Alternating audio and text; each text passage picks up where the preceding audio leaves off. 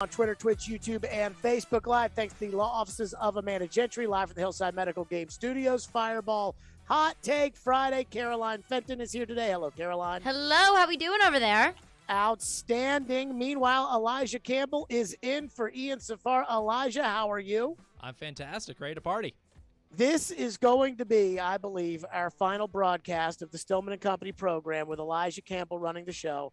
And so I just want to take time out to acknowledge how much we love Elijah Campbell and how much Elijah Campbell does around here and how much we're going to miss Elijah Campbell. I appreciate Caroline, that. thoughts? Elijah does not get enough credit for what he does. He does a lot in front of the camera, in front of the mic, and he also does so much behind the scenes. He keeps this ship moving, and we are going to have a tough time trying to navigate this ship without Elijah here, but it's been an absolute blast getting to know him, getting to work with him, and we will surely miss him very much. But I'm so proud of him moving forward.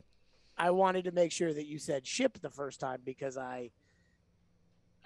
whatever. We had a Ship controversy. or whatever sounds like ship, you know. We had a controversy Both on works. DDC this week with Willie already. Oh. So Yes, there you go. So I want to start on this. Yesterday, TD was with us with the TD Power Hour, and we talked about Tannehill. I asked Tannehill about kind of the difference between 2020 and 19 and 2021. You know, it's like Law and Order. There were two separate yet equally important Ryan Tannehills. There was the Ryan Tannehill in 2019 that won Comeback Player of the Year. There was the Ryan Tannehill in 2020 that should have made the Pro Bowl, was neck and neck with Deshaun Watson. And then there was the Ryan Tannehill last year who wasn't really all that good. And Tannehill's answer was, a little this, a little that. So TD was on with us yesterday for the TD Power Hour, and I asked TD, which Ryan Tannehill do you expect in 2022? Yeah, I think the 2020 Tannehill is the one we'll see.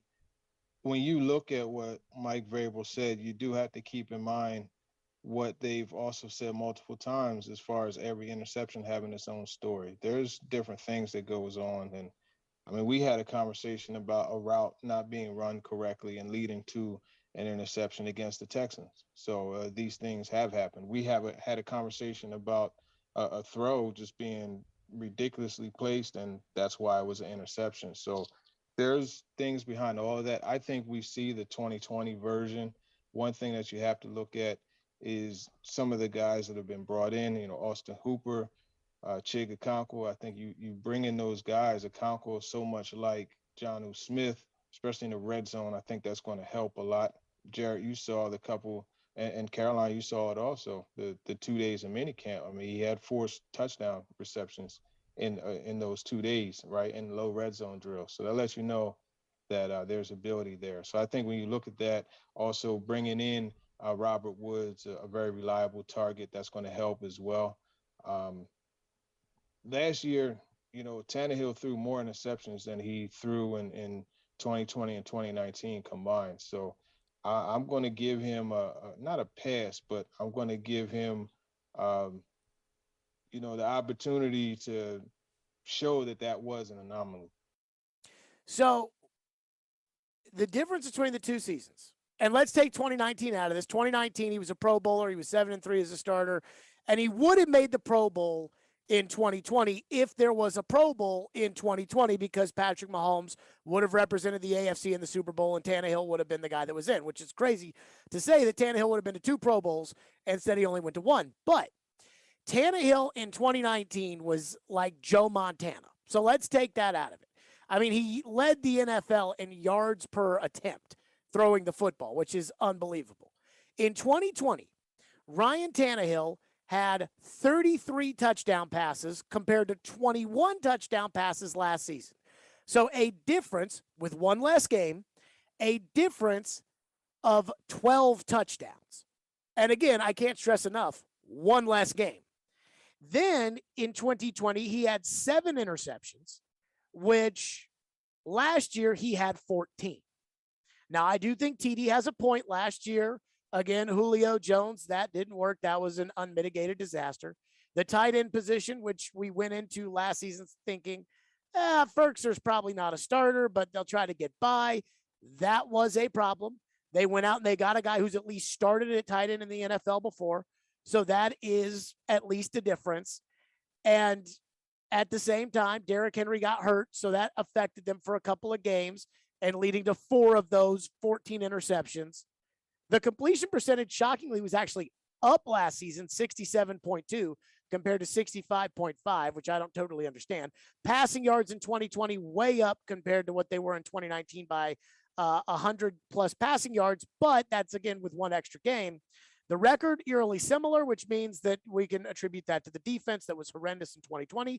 The question for everybody, Caroline, you did not watch Ryan Tannehill on a consistent basis when Ryan Tannehill was, in fact, a good quarterback in 2020. You did not watch Ryan Tannehill on a consistent basis when he was, in fact, a Joe Montana level quarterback for whatever reason in 2019. You did see Ryan Tannehill last year in 2021. Here's the question for everybody today. Do we agree with TD? Are we going to get the 2020 Ryan Tannehill, or are we going to get the 2021 Ryan Tannehill? Well, if you are in TD's camp, then I would assume that you think that Tannehill's regression in 2021 was either because of lack of receivers, change at tight end, not having Jonnu Smith, whatever one of those reasons or explanations for Tannehill's regression in 2021 might be, was that, it was something on the field that was out of Tannehill's control, that he just didn't have the weapons that he had in 2019 or 2020. So if you think that Tannehill's going to take a step forward, that's probably why you believe he threw so many interceptions. I don't know what the problem was in 2021, but I do believe that it was a culmination of a lot of things. Was it Arthur Smith? Was he really the person behind the scenes who was able to unlock what Tannehill could do, and not having Arthur Smith now leaves Tannehill in a vulnerable place? I think that could be part of it. I do think that pass catchers could be a part of it. I do think that pass protection could be a part of it. And really, at the end of the day, is Tannehill just regressing? I mean, he's not the youngest guy in the world. So no, I don't think that we are going to see the Joe Montana Tannehill that we've seen him be in the past. Now, do I think he's going to be 3 interceptions in a playoff game, week in and week out? Is he going to look like he did against the Cincinnati Bengals every week? I don't think so. But I also am not going to just look past what he did in 2021 and say, well, that was just a fluke. He'll be just as good as he was in the past. I think that he'll probably be somewhere in the middle, be somewhere between 2019, leading the league in yards per attempt, and somewhere between 3 interceptions in a playoff game. I don't think that it's going to be a huge step forward, but I also don't think that he'll continue to regress. So I just don't think he's going to be the 2020 Ryan Tannehill ever again. And I'm not one to sit there and say, well, it's all those things or it's not those things or whatever. But I do think Austin Hooper is going to be better than what they had. I'm not sold on Austin Hooper. That's not a, this guy. I'd say he's an upgrade. Yeah, but I mean, the Browns didn't even want him anymore, and he stayed out on free agency like a rotten vegetable, and he got a 1-year, $6 million deal. So that tells you what the rest of the league thinks of this guy. Now, again, the rest of the league didn't think much of Tannehill when he came here. But I don't think that it was, Jonnu Smith's 500 yards that they were missing that was the problem. I do think the lack of receivers last year was an issue, but I just think the reality is that Arthur Smith worked his magic with Tannehill. I was talking to some people that do radio in Atlanta today, and we were just, talking about different stuff. And I was asking about Matt Ryan and what Matt Ryan would mean for the Indianapolis Colts. And we were talking about Matt and, what he could do for them, and can he still play and all those things. But then the conversation became about Arthur Smith. And I kept saying, in Tennessee, it feels like Arthur Smith was the magician that made Ryan Tannehill.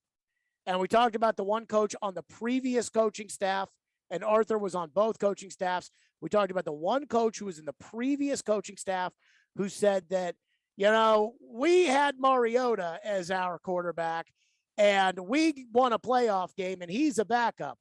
The next coaching staff got Tannehill, and Arthur protected Tannehill. Arthur did all these things to make Tannehill a better quarterback.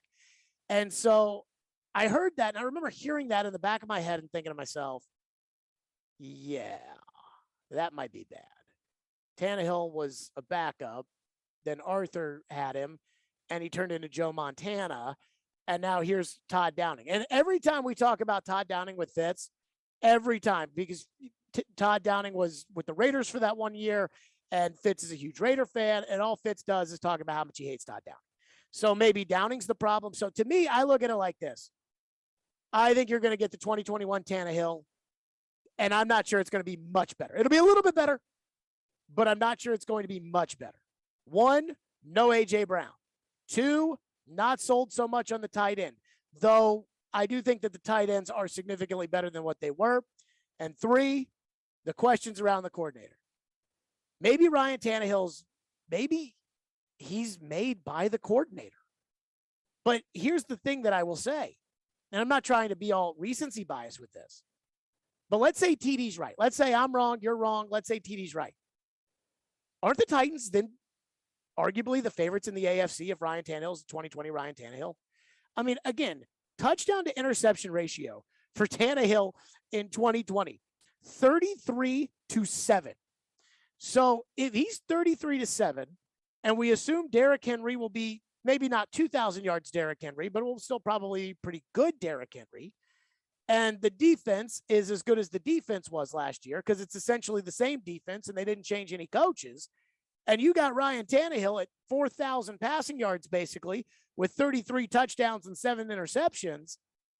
I mean, I don't know how many games the Titans you would expect to lose. I mean, even Buffalo, who everybody thinks is going to run away with this thing, they can't even run the ball. So I guess I'm looking at it thinking, if I'm wrong and TD's right, if you're wrong and TD's right, and Tannehill's the 2020 Tannehill, this team might be favorites for the Super Bowl, or at least should be in the discussion. I mean, I'm certainly putting them over Kansas City if Ryan Tannehill's the 2020 Ryan Tannehill. I'm certainly putting them over Cincinnati if Ryan Tannehill is the 2020 Ryan Tannehill. Certainly not worried about Baltimore, Denver, the Raiders, Indianapolis. Chargers. Chargers are a tricky one, man. They got a That's dumb a hard coach. one. They got a dumb coach. But they a got good quarterback. freaking ascending rock star quarterback. That's tough. Like, I think Chargers and Bengals are kind of similar. I know it's going to sound crazy because the Bengals went to the Super Bowl, but I think the Chargers and the Bengals are kind of similar. And so, Good quarterbacks, dumb coaches. well, it's just like, you know, the Chargers coach is dumber than the Cincinnati coach, Oh, though yeah. I'm not a huge fan of the Cincinnati coach. But it's kind of like the quarterback leads the team, but they have good other players. Like the Bengals have good players outside of Joe Burrow. Yeah. They got great receivers. Chargers have great receivers. They got pass rushers. Chargers have pass rushers. They play in a difficult division with good quarterbacks. I mean, who knows about what's going to happen in Cleveland, but Lamar Jackson and Deshaun Watson are good quarterbacks. So I look at them kind of the same. So, yeah, I'd say they're better than the Chargers. To me, it's between you and Buffalo, and maybe even you're better than Buffalo if Ryan Tannehill is the 2020 Ryan Tannehill. But then begs the other question about this, too, which is the playoff game. Because the playoff game in 2021, Ryan Tannehill was not that good. I mean, 2020, which was played in 2021. But 2020, Ryan Tannehill was not that good. So I'm going to say no, that I don't think he's going to be the 2020 Tannehill. But with this caveat, and most of the people who are probably listening right now probably trust TD's opinion more than mine anyways. So if TD's right and I'm wrong, and TD's right and Caroline's wrong, and Ryan Tannehill is the 2020 Ryan Tannehill, Pro Bowl caliber quarterback, are the Titans Super Bowl contenders? Do you look at the Titans and say to yourself, this team should be the favorite in the AFC? 615-737-1025. That's our phone number. We'll get your thoughts. 615-737-1025. Plus, when Aaron Rodgers decided to stay with Green Bay, because I do think the chatter was real. I do know for a fact that Aaron was open at one point during the offseason to joining the Titans. When Aaron Rodgers decided to stay in Green Bay and Russell Wilson got traded to the Denver Broncos, I told you all the idea of the Super Bowl was gone. But I apparently might be the only person who thought that. Somebody who's got a lot more skin in the game had a different take. We'll get to that coming up next. 615-737-1025 is our phone number on this Fireball Hot Take Friday. We're rocking and rolling. Caroline, tell us about the Caesars Sportsbook app. Time for the Caesars Sportsbook Report. Now, first things first, when you place your first bet with Caesars Sportsbook, it is risk-free up to $1,500. $100, so Caesars has got you covered there. Just download the app and use the promo code radio15, one word radio15, and then place your first bet. It's that easy, and if you win, then congratulations. But if not, no worries, you'll get that wager back as a free bet. Now, I think that the Stanley Cup Finals are going to wrap up tonight. I'm taking the Colorado Avalanche on the money line, minus 190 odds on the Caesars Sportsbook app. I just think Colorado is too dang good. But if you think that Tampa Bay is going to be able to extend it to 6 games, then you can take Tampa Bay at plus 160 odds on the Caesars Sportsbook app. Must be 21 and physically present in Tennessee. New users only. Bet amount of qualifying wager return only if wager is settled as a loss. Paid as a single bet credit. Must be used within 14 days. See Caesars.com/promos for full terms. Gambling problem? Call or text the Tennessee Redline at 1-800-889-9789. Caesars Sportsbook. Download it, people. At some point, it's a combination of who did you play and what does your skill set look like. Get the best analysis of the big stories in the sports world with ESPN's Jason Fitz. If you reach for a quarterback in the draft because you need one, you're going to set your franchise back 5 years. Join Fitzy every Wednesday at 4:30. Presented by Blood Assurance. Jason Fitz. I am 5'9.5" on ESPN 1025 and 1063 The Game and the Game Nashville app. So many people here are getting real lasting joint pain relief from QC Kinetics. QC Kinetics has changed my life. I would recommend QC to anybody. The work that QC Kinetics did paid off exponentially. It brought me back to an effective age of almost in my 20s and 30s. QC Kinetics uses cutting-edge regenerative medicine, natural biologics from your own body, precision treatments that can restore and repair damaged tissue in your aching joints, with no meds, no steroids, no drugs, and no downtime. I got a very quick resolution to my pain. It is a all-natural therapy. You're using you to fix you. I got my life back. I got my smile back. And best of all, I got my laugh back. Don't live with that pain anymore. And don't let them tell you surgery is your only option. Learn more about regenerative options from the local medical professionals at QC Kinetics. Call now for your free consultation. Call QC Kinetics, 615-249-4024. That's 615-249-4024. 615-249-4024. People are driving from all over to shop at Genesis Diamonds right now to take advantage of our very best financing offer. Now extended through July 2nd. 5 years, zero interest financing with zero down. It's a fantastic opportunity, making everything more affordable. How about a $6,000 GIA certified diamond for just $100 a month? A $4,000 pair of diamond stud earrings, just $67 a month. Don't miss this. We will not be extending it again. 5 years, zero interest financing, exclusively at Genesis Diamonds. Open this Sunday. Green Hills and Cool Springs. On approved credit. Parman Tractor and Equipment is your one-stop tractor and equipment solution and Middle Tennessee's Link Belt and Takeuchi dealer. No matter how you're getting there, start with Parman Tractor and Equipment. Rent or purchase a track loader, mini excavator, large excavators for your job site, or something in between. Their service and parts team will get your work site up and running in no time. Parman Tractor and Equipment will come to you for service if needed. Visit ParmanTractor.com for more info. Your Middle Tennessee Link Belt and Takeuchi dealer, providing totally outrageous customer service. The city famous for its music is about to be overwhelmed by the Symphony of Speed.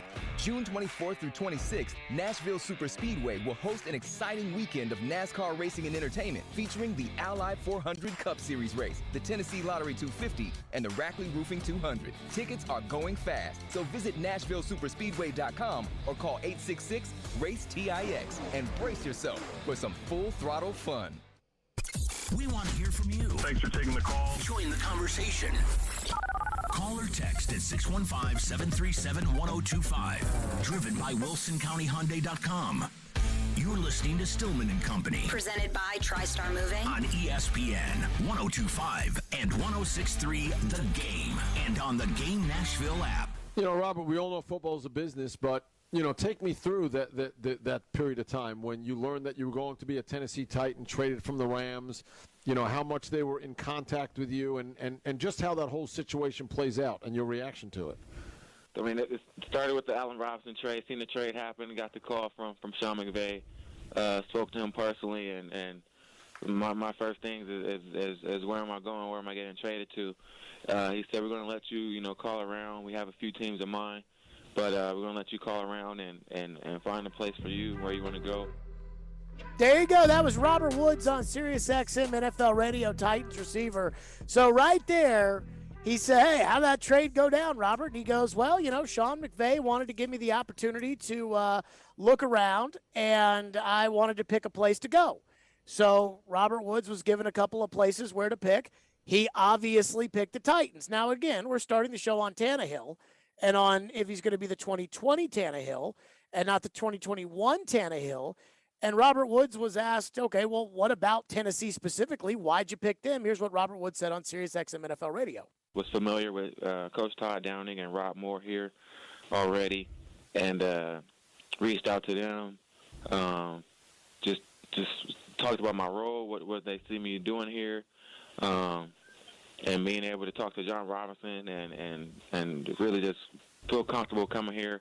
Obviously, Derrick Henry in the backfield. I know as a receiver you need the ground game, and that was a huge asset to me coming to this team. I think this team is very balanced, had a great defense, had a great record last year, coach of the year as well. It really just felt like it had all the pieces already, and I was coming to just be an addition to what they had, and then finally just hopefully, win us the Super Bowl here. I think this team has all the pieces, and we just got to put it together. There you go. Well, he talked about Derrick Henry. He said they had a great record last year, solid defense, coach of the year, then said had all the pieces. Now, he did talk in the interview, and I'm not, I listened to the whole thing. He did talk about the relationship with Tannehill and said that Tannehill was communicating to him what he wanted and that he liked the communication with Tannehill. But, hey, they got a great ground game. They got a great record. They got a great coach. Yes. And when you hear a wide receiver say that, there's one element missing to that, right? The quarterback. Yes. But I do wonder this. If Robert Woods was given the ability to pick where he went, and my guess is they told Robert Woods, you're not going to go to San Francisco, though. So there's a handful of teams that we'd like, but we don't want you on the Seahawks. We don't want you on San Francisco that we're going to trade you to. But what would a team that you would be interested in be? Titans run similar offense. Titans clearly have a need for Robert Woods. I also don't think it's an accident. Remember, the start of the new league year, when all the free agent deals were starting to get made, the Titans released Julio Jones. And I wonder if it was when they heard that they could have Robert Woods that they then had the discussion. I'm sure the Rams called or Woods called or his agent called and said, hey, the Rams have given us permission to make a deal. And then they're probably sitting around the conference table saying, Woods or Julio next year? Woods. All right, let's do it. And that may have been the decision that they made. I don't know. I'm digressing here. But I don't think he picks the Titans if he doesn't think they can win a Super Bowl with Tannehill at quarterback. And, Dan Hansis at NFL.com was talking about the Andy Dalton line. And that is this, pretend line of demarcation with quarterbacks between franchise quarterbacks and non-franchise quarterbacks. And do you know who the dividing line in the NFL.com article is as the line of Andy Dalton demarcation at quarterback? Well, is it Andy Dalton or is it Ryan Tannehill? It's Tannehill now. I mean, Dalton's a backup, but it's Tannehill. And so do you disagree, though? No, but I'm talking about if Robert Woods is trying to win a Super Bowl and he's got Super Bowl aspirations. And I'll say this about every player, every team they go to is going to say, I want to win the championship. Don't you think Robert Woods wants to win the championship more than the average player? In what way? Well, Robert Woods was the leading receiver on the Rams team that played in the Super Bowl and lost to the Patriots. Mm-hmm. And then Robert Woods tore his ACL last year, and his team went on to win the Super Bowl without him. I mean, yeah, I hear what you're saying, that he has been so close a couple of times. And it's, when you get that close and you get a taste of it, you want it even more. But, I mean, to say that he wants it more than other players in the league, I don't think that's necessarily fair. I mean, everyone wants to win the Super Bowl. That's why you play this game. That's why you get in the NFL. You want to win the Super Bowl. But there's a lot of dudes out there that don't really care about winning the Super Bowl. Okay, well, I would say an overwhelming majority. If you are a starting wide receiver in the NFL, your goal is to win a Super Bowl, is to win a championship. Well, so Deshaun Watson got to pick his team, and he didn't pick his team to win the Super Bowl. No, that's not why he picked because he was getting $240 million guaranteed. That's right, a different situation. So Robert Woods isn't going to be offered $250 million guaranteed anywhere. But I do wonder, Do we think that Robert Woods is just saying that because he's on this team, or do we think that Robert Woods legitimately picked the Titans because he thinks they can win a Super Bowl? And there's no doubt that you have to factor the quarterback in when you're deciding whether or not you can win a Super Bowl. I think there's a bit of it that he's on this team, and that's just one of those things that you say, I came here because I wanted to win a Super Bowl. I think that's one of those coach talky things that you just have to check off of your little list of things that you have to say publicly. But I do think that there is a good bit of it that he came here if he had the choice of a few places that the Rams said we're willing to do negotiations, we're willing to call these teams. I do think there's a good bit of it that he thinks that he can win here. But that brings up the other question is where else or who else were the Rams willing to do negotiations with? I mean, if the options were Jacksonville, Detroit, and Tennessee, well, I think your choice is pretty obvious there. So it would be interesting to see who the Rams were willing to do business with. Because if it was like, hey, it's Denver, Chargers, or Tennessee, and he chose Tennessee, then I think that speaks a lot more volumes than if his other options were lesser opponents. Well, like Green Bay would be an example of a team that I think the Rams would have been like, hey, man, we're not trading you to Green Bay. I think there are very few teams in the NFC that the Rams probably would be willing to deal to. San Francisco, like you mentioned, being one of them. Atlanta. I think they would have probably made a deal with Atlanta to send Robert Woods there, and it's a similar system.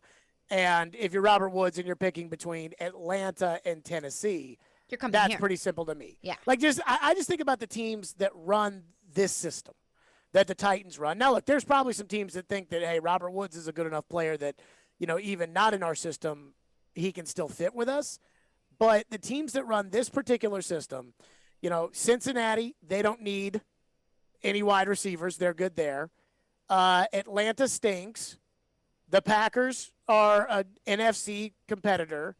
Minnesota doesn't need any wide receivers. Who else runs this McVay? San Francisco, competitor in the NFC. There's got to be more McVay coaches and more Shanahan coaches than just that, right? Mentioned Atlanta. Yeah. Green Bay, San Francisco. Minnesota and Cincinnati. That's it. I feel like I'm missing something in here. So it's probably between Atlanta and the Titans, and Atlanta sucks. So that's... And no disrespect to Marcus, but Marcus is their quarterback. I don't think at that point Marcus was their quarterback. I think at that point, Matt Ryan, I think this was like I want to say that the Saturday that the Titans acquired Robert Woods, the day before, or maybe it was the week later, the grand jury came back and said no charges on Deshaun. I don't know. I can't keep. We can check the timeline. That's all out of there. But again, he says Super Bowl, and I'll say this: if TD's right, and you get the 2020 Ryan Tannehill and not the 2021 Ryan Tannehill, I do think the Titans are either the favorite in the AFC or the second favorite. So let's get that in there. Let's get your phone, 615-737-1025 is our phone number, 615-737-1025 on a Fireball Hot Take Friday. Let me tell you about Hiller Plumbing, Heating, Cooling, and Electrical. That's right. I love my friends at Hiller. They take fantastic care of my home, and I promise you that they can do the exact same for you. They are the best. There is no better time to upgrade your essential home systems than this month with my friends at Hiller.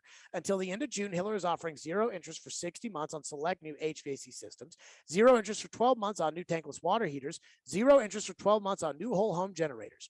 If you know you need a new system for your home, do it this month. These financing offers are available for a limited time only to help you stay comfortable and cool all summer long, and then you can handle the payments later. It's simple. It's easy. That's right. Visit happyhiller.com for all of the details. As always, happy you will be, or the service is free. That's Hiller Plumbing, Heating, Cooling, and Electrical, proud supporters of the Predators, the Volunteers, and the Commodores. Hiller, call the Happy Face Truck today. Want the latest on the Predators from the people that cover them? Heck of a year so far for the Predators. They've been so much fun to watch. Join Robbie Stanley for Preds Insiders every Monday at 6. I feel probably as good about this group of 6 on D. Presented by Dr. Kelly Rice on Nashville's best sports talk. ESPN 1025 The Game and the Game Nashville app. The city famous for its music is about to be overwhelmed by the symphony of speed. June 24th through 26th, Nashville Superspeedway will host an exciting weekend of NASCAR racing and entertainment featuring the Ally 400 Cup Series race, the Tennessee Lottery 250, and the Rackley Roofing 200. Tickets are going fast, so visit NashvilleSuperspeedway.com or call 866-RACE-TIX and brace yourself for some full-throttle fun. The city of Laverne is excited to announce a hiring fair Saturday, June 25th from 9 a.m. until 1 p.m. at Laverne City Hall, 5093 Murfreesboro Road. Find out about open positions and different opportunities within the city. Apply on site. Some departments will be conducting immediate interviews. Receive paid medical, dental, vision, 401A with match, paid time off, sick leave, flexible spending account, employee assistance program, and more. Check out lavernetn.gov or call 615-287-8624. Finding great candidates to hire can be like, well, trying to find a needle in a haystack. Sure, you can post your job to some job board, but then all you can do is hope the right person comes along, which is why you should try ZipRecruiter for free at ziprecruiter.com/radio. ZipRecruiter doesn't depend on candidates finding you. It finds them for you. Its powerful technology identifies people with the right experience and actively invites them to apply to your job. You get qualified candidates fast. So while other companies might deliver a lot of hay, ZipRecruiter finds you what you're looking for. The needle in the haystack. See why 4 out of 5 employers who post a job on ZipRecruiter get a quality candidate within the first day. ZipRecruiter, the smartest way to hire. And right now, you can try ZipRecruiter for free. That's right, free at ZipRecruiter.com/radio. That's ZipRecruiter.com/radio. ZipRecruiter.com/radio. The Authentically American 4th of July collection is live and ready to ship. Go to authenticallyamerican.us right now to order yours. Plus, 20% of all purchases from the 4th of July collection will be donated to Homes for Our Troops, a nonprofit organization whose mission is to build and donate specially adapted custom homes nationwide for severely injured post-9/11 veterans to enable them and to rebuild their lives. Have a happy and safe 4th of July from Authentically American. Made for you, made in America. Authentically American. Saturday. The NASCAR stars of tomorrow take to the Nashville Superspeedway for the Tennessee Lottery 250 Xfinity Series race. Coverage begins at 2 on 102.5 and 106.3 The Game and on the Game Nashville app. This is Greg McElroy, and you're listening to Nashville's best sports talk, ESPN 102.5 The Game. One season not as good as your 20 or 19 season? I think a lot of good and a lot of bad, and a lot of things went into it. You know, it wasn't one thing or another. You know, we broke down all the turnovers and what led to those, and it wasn't, you know, any one specific area that really jumped up. You know, it was just, you know, a little bit here, then you add the sum and you get the, you know, the big growth. So just taking a step back and reevaluating those things and you know, seeing where I can improve upon going forward. There you go. She's a little bit here, a little bit there, a little bit, you know, on this Fireball Hot Take Friday. And the results are not pretty. The difference between the two seasons, in 2020, Ryan Tannehill, 33 touchdowns. And in 2021, 21 touchdowns.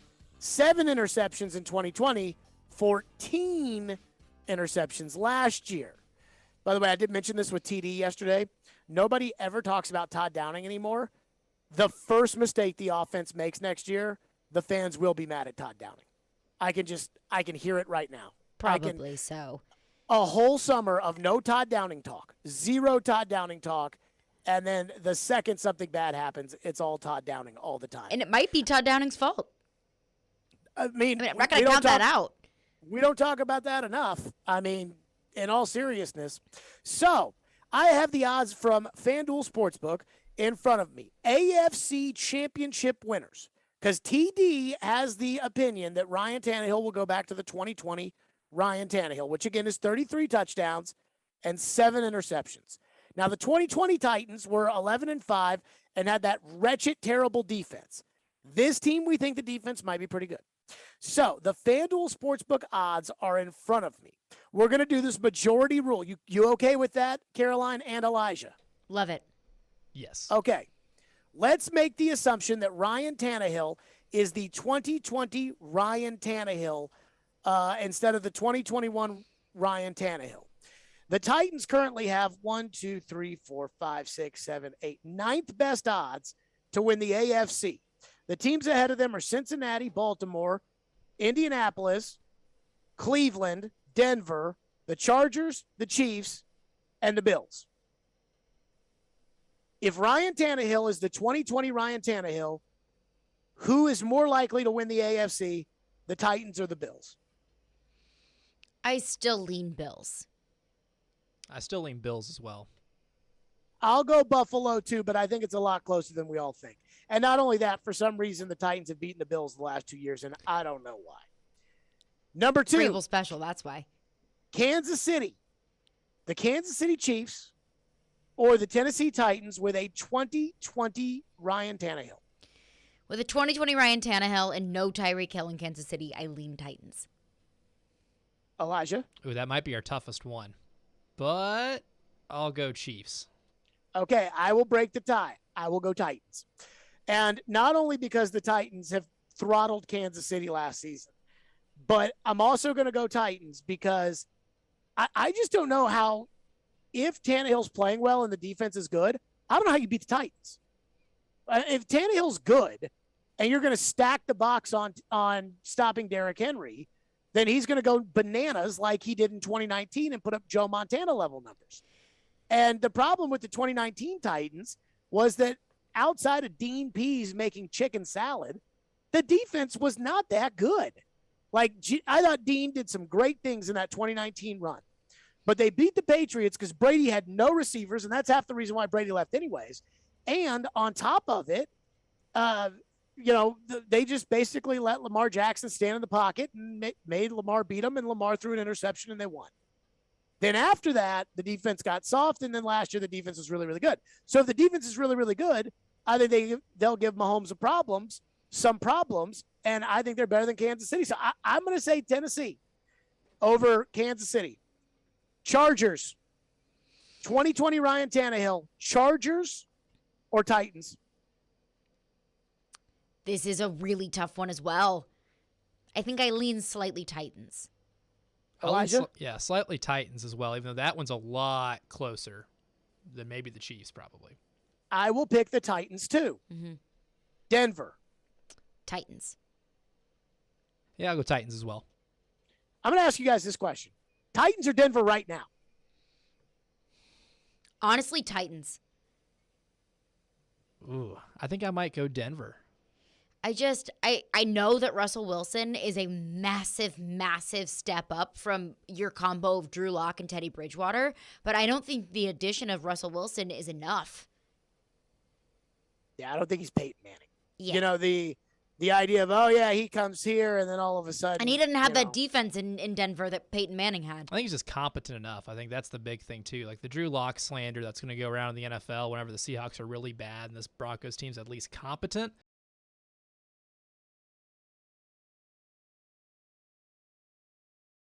Mix. Well, I'm sure they are. They've got Drew Lock and Geno Smith in their quarterback room. I would.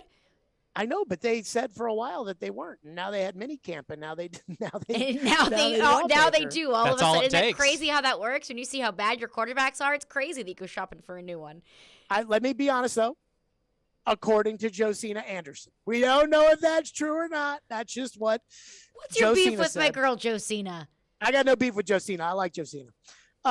Let's see. Cleveland or the Titans? Now, let's say this. 2020 Ryan Tannehill. Cleveland with Deshaun Watson, which I think we all would assume that Deshaun Watson. If you bet Cleveland, and they're plus 1,000 to win the AFC, if you bet Cleveland before betting Indianapolis, Baltimore, Cincinnati, Tennessee, you're stupid. I just want everybody out there to know that. New England is plus 2,200. The Raiders? How are the Raiders plus 2,500 and the Browns are plus 1,000? Deshaun is not going to be their quarterback. And even if he is their quarterback, I don't think they're that good. Well, let's say Deshaun is their quarterback. I would lean Browns very slightly. Okay, Elijah? With 2020 Tannehill, I'll take Titans. I will take the Titans too with 2020 Tannehill. I am not a believer in Cleveland. Deshaun and Nick Chubb. And Kareem Hunt. And Amari Cooper, I guess, now is on that team. And David Njoku, they just paid a boatload of money to. And they got Jack Conklin at right tackle. And they brought Clowney back. Yes. Thank God. Yes, I will pick the Titans. I think Cleveland. I mean, it's like, here's the thing, right? Like, I want to say, I think Cleveland's a total mess, or Cleveland's going to be a dumpster fire this year. Well, I think they are going to be a dumpster fire, off the field as well as on the field. Right. We're talking about Deshaun, and if Deshaun's not in there, everybody knows they're going to suck. I think they might stink with Deshaun, but it's not going to matter. It's a moot point because they're not going to have Deshaun this year. It sounds like Deshaun's not going to play. Dan Patrick's got some sources. His sources say that the league is starting at a year and that they're negotiating with the PA, but that the league, if they get mad, could make it more than a year. That's what year minimum. Well, so Dan Patrick said that it could be more, and then the PA is, or Watson's people or whatever, that's where the negotiation starts. But if you try to make a mockery of this, then they'll bump it up. So I don't know. It was a very, it was like Dan trying to say that he was connected, but then also kind of gave him the out for any which way it would go. One thing that also sounds pretty rational. Sounds like something that somebody could predict kind of on their own. No disrespect to Dan Patrick, but I mean, I even though Dan Patrick had that wild take about Tennessee a couple years ago, or those wild sources about, was it Jeremy Pruitt putting money in McDonald's bags? Yeah. Did that start with Dan Patrick? Yeah, that was Dan Patrick. No way. Wow, what a gift that was given to the college football world. I will say this. I do believe that Dan Patrick probably talks to people some pretty high up in the NFL. Of course, he's Dan Patrick. Okay. The Colts, Matt Ryan, or 2020 Ryan Tannehill? Titans. Titans with 2020 Tannehill easily. Yeah, I would agree on that.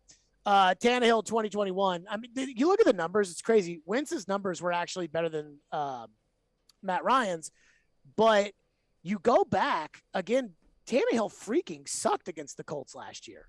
And it didn't make much of a difference. Baltimore, let's say healthy Lamar. Now, this would be like the third time's the charm because Tannehill in 19 went there and beat Lamar, and then in the playoffs, and then Lamar came here and beat Tannehill. Now, Tannehill played great in 2020 in an overtime win. Tannehill and Henry were awesome in a 2020 overtime win on the road at Baltimore in the regular season. Baltimore or the Titans with a 2020 Ryan Tannehill? This is also a tough one, but I think I'm overthinking it. I'm going to lean Titans. Elijah? Yeah, I'll go Titans as well.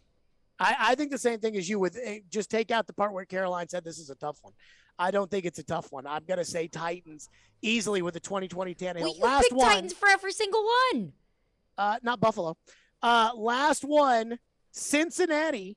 Plus 1,300. How about that? Cincinnati's plus 1,300 and Cleveland's plus Cleveland 1,000. has better odds to win the AFC than Cincinnati, who just went to the Super Bowl. They do. That's gross. Cincinnati plus 1,300.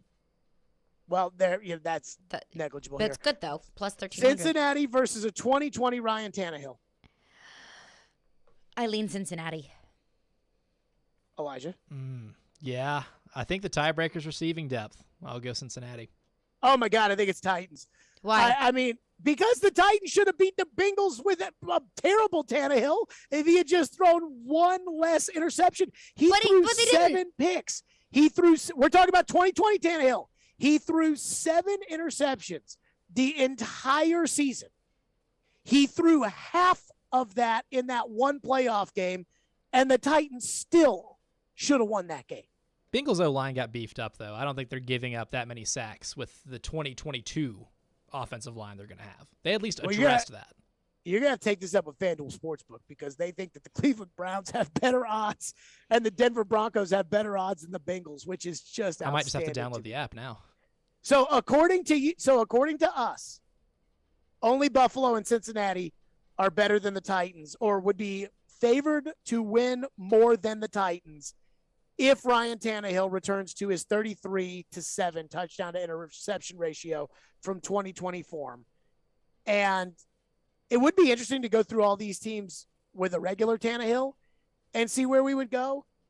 But that probably sounds about right. The Titans are probably, and to be honest with you, I think it's like right there if Tannehill's back to normal. Like, it's Buffalo, yes, but not by a lot. But you say back to normal. What is normal with Tannehill? I mean, he's had 3 seasons. He's been really, really good for 2, and he was really, really bad for 1. So I would say the normal was, a borderline Pro Bowl quarterback. If he can do that, and that's a big if. And if Tannehill can return to 2020 form, if Tannehill can take care of the football, then yeah, the Titans are absolutely at the top of the AFC. They were at the top of the AFC even with bad Tannehill. But the that's AFC the premise continues, of the whole hour. But I know, but I'm saying the AFC continues to get better. And we'll just have to see if Tannehill continues to get better with it, because last year he didn't. I'm not sold the AFC is that much better. And I mean with a that Russell much better, Wilson? That much better in a way that With might a actually Deshaun help Watson? you. Well, Deshaun Watson was always in the AFC, but not. I'm going to say this. I don't think those teams are contenders. I don't think Denver and Cleveland are contenders. Let's get to your phones because we haven't gotten to them yet. 615-737-1025. So we'll do that on the other side. We'll get right to your phones because, again, we haven't done that yet. 615-737-1025. And it is your day. It is Fireball Hot Take Friday. So it is your day to get into your take. So we will go right to that coming up. Let me tell all the fine folks here on the program today that we are your home for NASCAR. That's right. Tune in today through Sunday for the following races at the Nashville Superspeedway. Today is the Rackley Roofing 200 at 6:30. Saturday, it's the Tennessee Lottery 250 at 2 o'clock. And Sunday, the Ally 400 at 3 o'clock. Also join Chase McCabe every Sunday morning at 8 for Chasing Checkers as he talks to the drivers and gets you set for race weekend. NASCAR on 102.5 and 106.3 The Game is presented by Backyard Blues Pools, Tootsie's Infield Club, Nashville Superspeedway, and the Nashville Fairgrounds Speedway. If you're on the road between downtown Nashville, They're still in good shape to make the playoffs. and I-840, Players make it clear they don't want to be somewhere anymore. there's a new way to hear all your favorite shows and sports programming on 102.5 The Game. I go back to that play and I shake my head. What I was worried about is that they were still just going to keep the goal. It's 106.3 FM. Think about all the good Titans teams. This is very much so a run-first offense. Now you have 2 choices to hear Nashville's best sports talk. Check out 106.3 now and add it as a favorite. From the Fox 17 News Code Red Weather Center.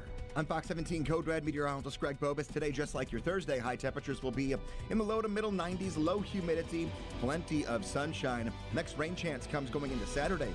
Afternoon, possibility of a few isolated showers and weak thunderstorms. This weather report brought to you by Hiller Plumbing, Heating, Cooling, and Electrical. Call the Happy Face Truck today. Hello, Nashville. Looking to save money on your wireless bill? You can when you choose Consumer Cellular. Sign up today and you'll get the exact same coverage as the leading carriers for half the cost. This gives you direct access to the widest, most established cellular networks available.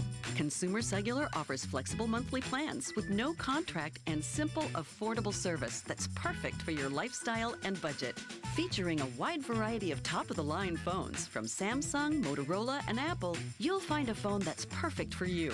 Everything is backed by a 100% risk-free guarantee, plus 100% U.S.-based award-winning customer support. Switch your talk, text, and data plan before July 31st and get $100 on every new line of service. Right-size your plan and downsize your bill with Consumer Cellular. Visit consumercellular.com/Nashville100 and enter code Nashville100 to start saving today.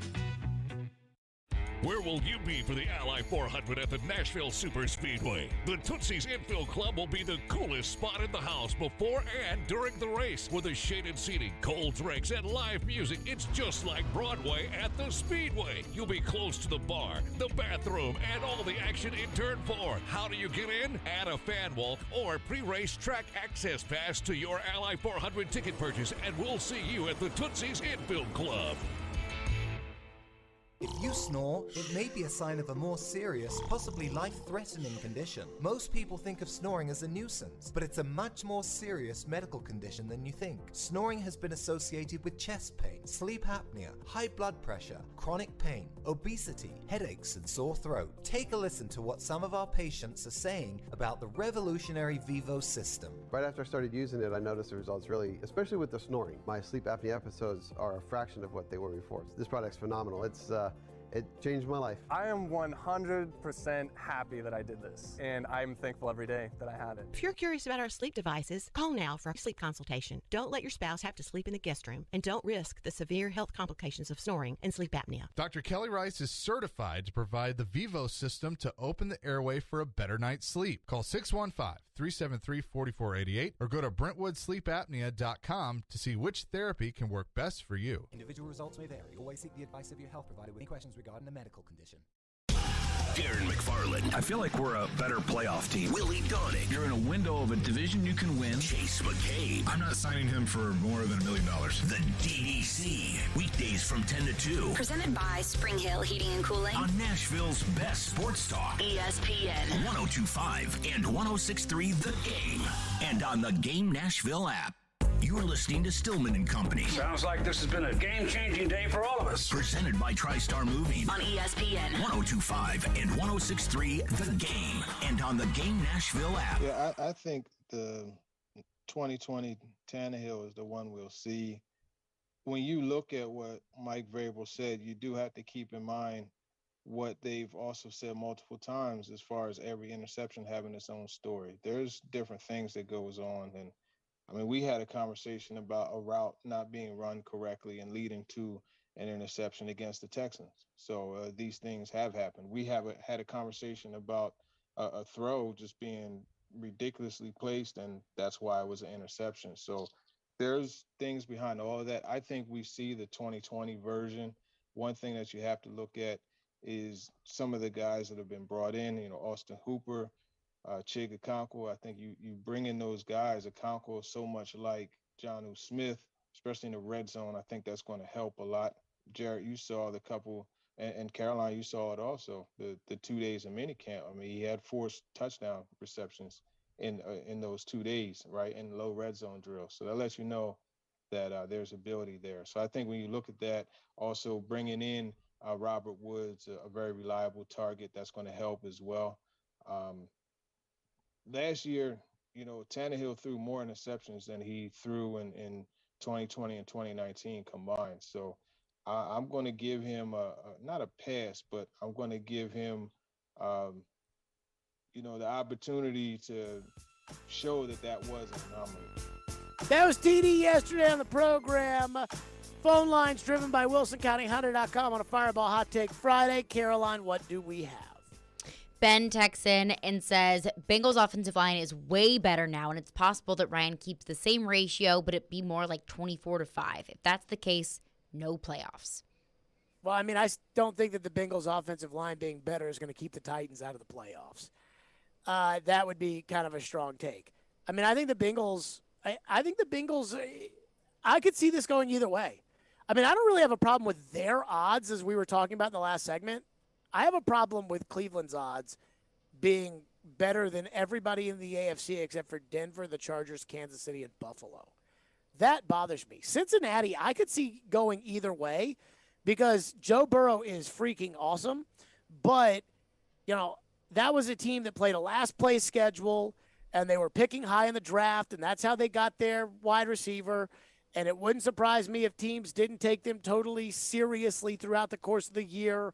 And it's just harder when you've got a target on your back of being the defending AFC champion. We see that all the time. A team that nobody expects, things get tough. They win a little bit, and then things get tougher, and then they go away. Then we see teams that win, and all of a sudden they're there for the next 25 years. So I could see that going either way with the Bengals, though 25 years is a long time. What's next? Another texter texts in about Robert Woods and says, what about the Ravens? It's not exactly the same system, but a very run-heavy team in need of a wide receiver and also a contender. So the Ravens, the Robert Woods trade was made before the Ravens traded Hollywood Brown. I do think Robert Woods would be a good fit for the Ravens, and I'm going to tell you why. Because I think the reason that the Ravens got rid of Hollywood Brown and traded him for a first-round pick to Arizona is because they know Hollywood Brown's not a bad player. Like, they know that he's not some bum, but they also know that he's not an elite player, and I don't think they think that Lamar Jackson can take a speed threat at receiver and get him the ball enough for it to matter. So they want the possession guys. Run 15 yards, run 10 yards, stop, cut, whatever. Here's the ball.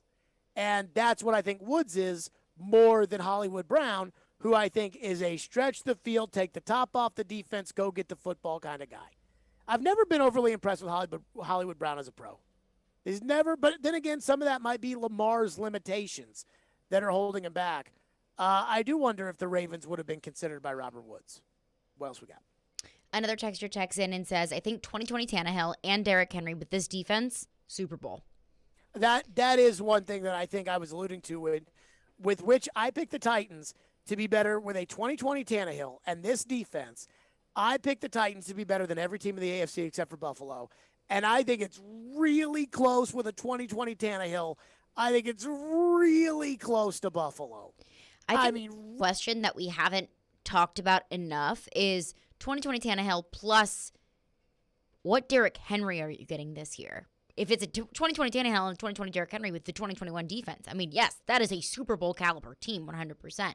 But if we're going to talk about this defense in 2020 Tannehill, I think we're just assuming that Derrick Henry is going to be Derrick Henry, and I don't know if we can assume that. So it reminds me of when they were free agents, and Floyd said that he would either bring them both back or he wouldn't bring either back. Mm-hmm. If you don't get the old Derrick Henry, you're never going to get the 2020 Ryan Tannehill. I mean, you may not get the old Ryan Tannehill no matter what, but you're definitely not getting that without Derrick Henry. So I think any assumption that Tannehill reverts to form has to come with the idea that Henry is going to look fresh and not like he looked in that Cincinnati playoff game. Because Tannehill's never been good without Derrick Henry being the best running back in the NFL. He has never been good. What else we got? Heidi and Dixon says, no, the Titans won't be a Super Bowl contenders because playoff Tannehill will probably squander the season regardless of if we win 9 games or 14, and that's what Vegas will be saying in January also. There's some truth about that. There is some truth about even though Tannehill was really, really good in 2020 and didn't make the Pro Bowl, I believe it went Mahomes, Allen, Watson, and it was, I mean, to the nub between Watson and Tannehill, and Tannehill actively was not happy about that. You know, he talked about how he felt like he should have made the Pro Bowl, and that was a legitimate argument. Yeah. But then Tannehill still threw 160 yards and a touchdown and a pick against the Ravens in the playoff game, and they scored 13 points. And that was with A.J. Brown doing most of the heavy lifting. A.J. Brown's not here anymore. 615-737-1025 is our phone number, 615-737-1025. There is one thing that I think most everybody, except for your just most ardent Titans fans, believe. But there's one NFL coach, one former NFL coach, who's kind of worried. I'll explain how and why. We'll do that next, right here on a Fireball Hot Take Friday. It's 102.5 The Game. You watch The Game. We talk the game. You can't just pick up one guy and be competitive in the playoffs. We are The Game. Nashville's best sports talk. ESPN 102.5 and 106.3 The Game and the Game Nashville app. ElectronicExpress.com. We make it happen. Winning this award is truly like winning the Super Bowl of car dealer awards for Mercedes-Benz. Edwin Vickery, General Manager of Mercedes-Benz of Music City. Culture eats strategy for lunch. You have to hit on all cylinders to win this award. You can strategize all you want. You got to still have the right tools, and our tools are our people. Live the dream with 3-time Mercedes-Benz Best of the Best award winner, Mercedes-Benz of Music City. Go to mbofmc.com. Hey, Willie Donick here. Are you feeling the sting of higher interest rates and higher costs? Those credit cards and other loans are costing more and more every month, and inflation is making everything else more expensive. Your home can save you right now. Your home value is up, and there's a ton of cash in it that you can access with Loan Pronto. Loan Pronto specializes in zero-cost cash-out home refis. You can get tens of thousands in as little as 2 weeks. Pay off those 23% rate credit cards and other loans. Consolidate everything into one super low payment. People who do this usually cut $800 or more from their monthly budget. If your home mortgage rate goes up a point or so, it's offset by your credit card rate going to zero. So call Loan Pronto now and unlock that equity and wipe out the bad debt. Do it now. You can even skip your next 2 house payments. Call 615-499-5780 or go to loanpronto.com. That's 615-499-5780. Equal housing lender, NMLS 166-1781, subject to lender approval. You know it's going to happen, and when your car needs service or repair, remember Mitchell's Mr. Transmission on Gallatin Road, just north of Briley Parkway. Now here's Jim Mitchell. Our fleet vehicle program is a great benefit to all the fleet companies in Nashville. We are able to get their vehicle back on the road a lot quicker than the downtime of most dealers and most general repair shops, simply because we have the transmissions available. We're able to put priority on their vehicles to get them back on the road quickly. You know it's going to happen, and when your car needs service or repair, remember Mitchell's Mr. Transmission on Gallatin Road, just north of Briley Parkway. When you want to rock.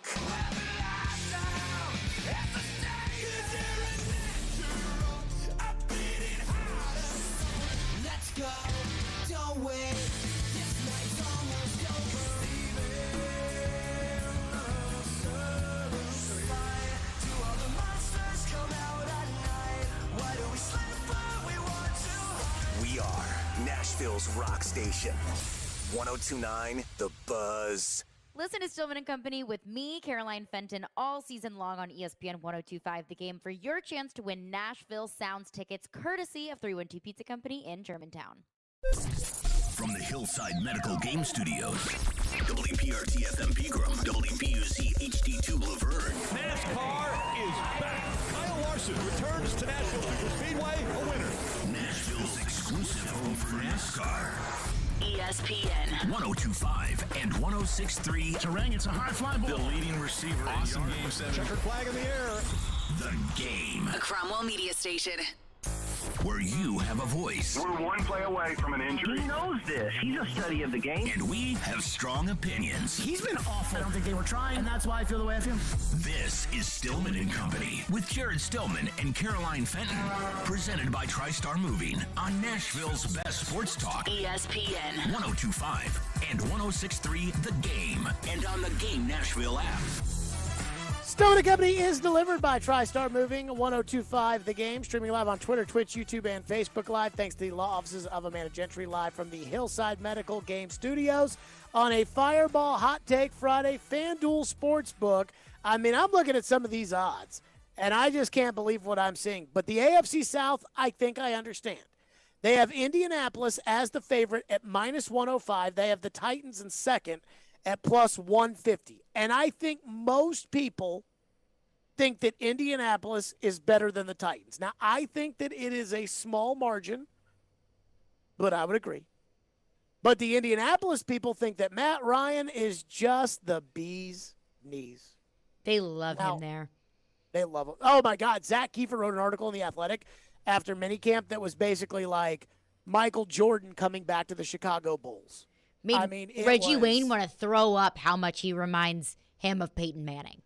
Yeah, I mean, just ridiculous. So, I will say this though. I was talking to some of the people, some of my friends who do sports talk radio in Atlanta, and we were talking. I was like, we were talking about Arthur a little bit, but we were talking about Matt Ryan, and I was like, because everybody talks about Matt Ryan, I was like, tell me, nobody watches Matt Ryan. Like nobody watches the Falcons unless you're a Falcons fan. They maybe play 2 games, one on Monday night, one on Thursday night over the course of the year. Is Matt Ryan still good? And they told me, they were like, yeah, I mean, he's still good. You know, what they should ask him to do in Indianapolis is probably not going to be what they asked him to do here. But, you know, here they still won 7 games, and this roster is terrible in Atlanta. So, you know, Matt Ryan is still, you know, he's still okay. He's still good, which – as a Titans fan, I was kind of like, nuts. I was kind of hoping that they would say, oh, man, he sucks. Like, he's washed up. You know, kind of like Julio was. And so a lot of people believe that Matt Ryan to the Colts, that's why they're favored to win the South. But Charlie Weiss thinks they will be okay, but is a little nervous. Here's what Charlie Weiss said about Indy's predicament. They got to get it figured out, what works best. And I think that the Colts have to make sure that they get off to an okay start. But I think the Colts at the second half of the year are going to be a lot more going on all cylinders than they will be at the beginning of the year. Okay, which would make some sense. And then you wonder, okay, the beginning of the year, last year that just doomed Indianapolis. Carson Wentz got hurt. But if you look at the Colts schedule, this is where it gets interesting because as Charlie Weiss said on SiriusXM NFL Radio, longtime coach, he says you think that Matt Ryan's going to walk in there and fit in like Peyton Manning, if you think that's going to happen right away, you're crazy. I mean, Tommy Brady, who might be the greatest player ever, and might be the greatest quarterback ever. Okay, the first half of the year at Tampa, that wasn't very smooth. No. Oh, and no. that's Tommy Brady. I mean, we're talking about the greatest ever. And it wasn't real smooth. They got their mojo about the second half of the year, about week 9 or week 10, and then went on a run and ended up winning it all. I mean, so if you think about it, rather than, think about the greatest ever, and it wasn't a smooth operation in the beginning, because what you're trying to do with these veteran guys, a guy like Matt Ryan, is, okay, Matt, here's what we do. What do you like? And then let's try to mesh these together and get it right. And, you got to give credit to, in Tampa's case, you got to give credit to Leftwich, yep, who worked together with Tommy, and they got it figured out. And now, Frank's going to be dealing with the same thing now. So that's where they are. And so I'm like, all right, let's look at the beginning of their schedule. At the Texans, at the Jags. Now, they always stink it up in Jacksonville, but they'll win this year after what happened last year. But then this is where it gets interesting. Chiefs at home. And again, remember what Charlie Weiss said. By the end of the year, the Colts will be firing on all cylinders. Matt Ryan will be ready. He'll be the man. They'll be great. Chiefs at home, though, that's week 3. Now, here's where it gets real interesting. Titans at home week 4. Now, the Titans should not have any of this. It takes some time to learn the playbook. The one thing they may have a problem with is Traylon Burks and figuring that out, and that is, whatever. That's legitimate. But the Titans should be further advanced. Indy's got a new defensive coordinator by week 4, so they're going to be learning new things on defense, Gus Bradley. They got new players, and they got a new quarterback. And they've got, young receivers and tight ends. So that should be by Charlie Weiss's thing about, look how long it took Brady. And yes, Tommy Brady is the best player who ever played football. I mean, the Titans should probably win that. Then they go on the road to the Broncos, who apparently the FanDuel Sportsbook app says has the 4th best odds to win the AFC. So with that, does the idea that it will take Matt Ryan time no matter what Frank Reich says, and Frank Reich is one of the biggest sunshine pumpers I have ever seen in the 10 years that I've been on the radio covering the NFL. I mean, he is like Butch Jones with how much he just pops in the lollipops. So everything is sunshine and rainbows in Indianapolis. My God. All the time. For a dome stadium, they see a lot of rainbows. I don't know what it is in Indy, but every day is just gorgeous sunshine, rainbows, lollipops, everything that, my goodness. Must be nice. Do you buy what Charlie Weiss is saying? Are you worried about if you were a Colts fan, would you be worried about the beginning of the season? Or if you were a Colts fan, would you be believing in all the narratives that are coming out about Matt Ryan and Indy? Well, I don't think there are very many, at least from what I've seen, negative narratives, or at least the thought that Matt Ryan might take some time to just learn this team. I do think that's a very fair point that Charlie Weiss brings up, that yes, Matt Ryan is a veteran quarterback who has played his entire career in one system for one team. Of course, he's dealt with new receivers coming in, new coordinators coming in, new coaches coming in. He's dealt with change before. So I think that those 2 weeks in the beginning of the season where it's, fairly easy opponents compared to the later half of their schedule, I think that might give Matt Ryan just enough time to get himself settled in, and then they face the Chiefs. So while I do think it will take Matt Ryan some time, while I do think that this is the biggest change that he's experienced in his career, I don't really think it's going to take him that much time. I don't think it's going to take him half the season to get settled in, or at least 3 weeks before they face the Titans for him to settle in, because I think he's done it before.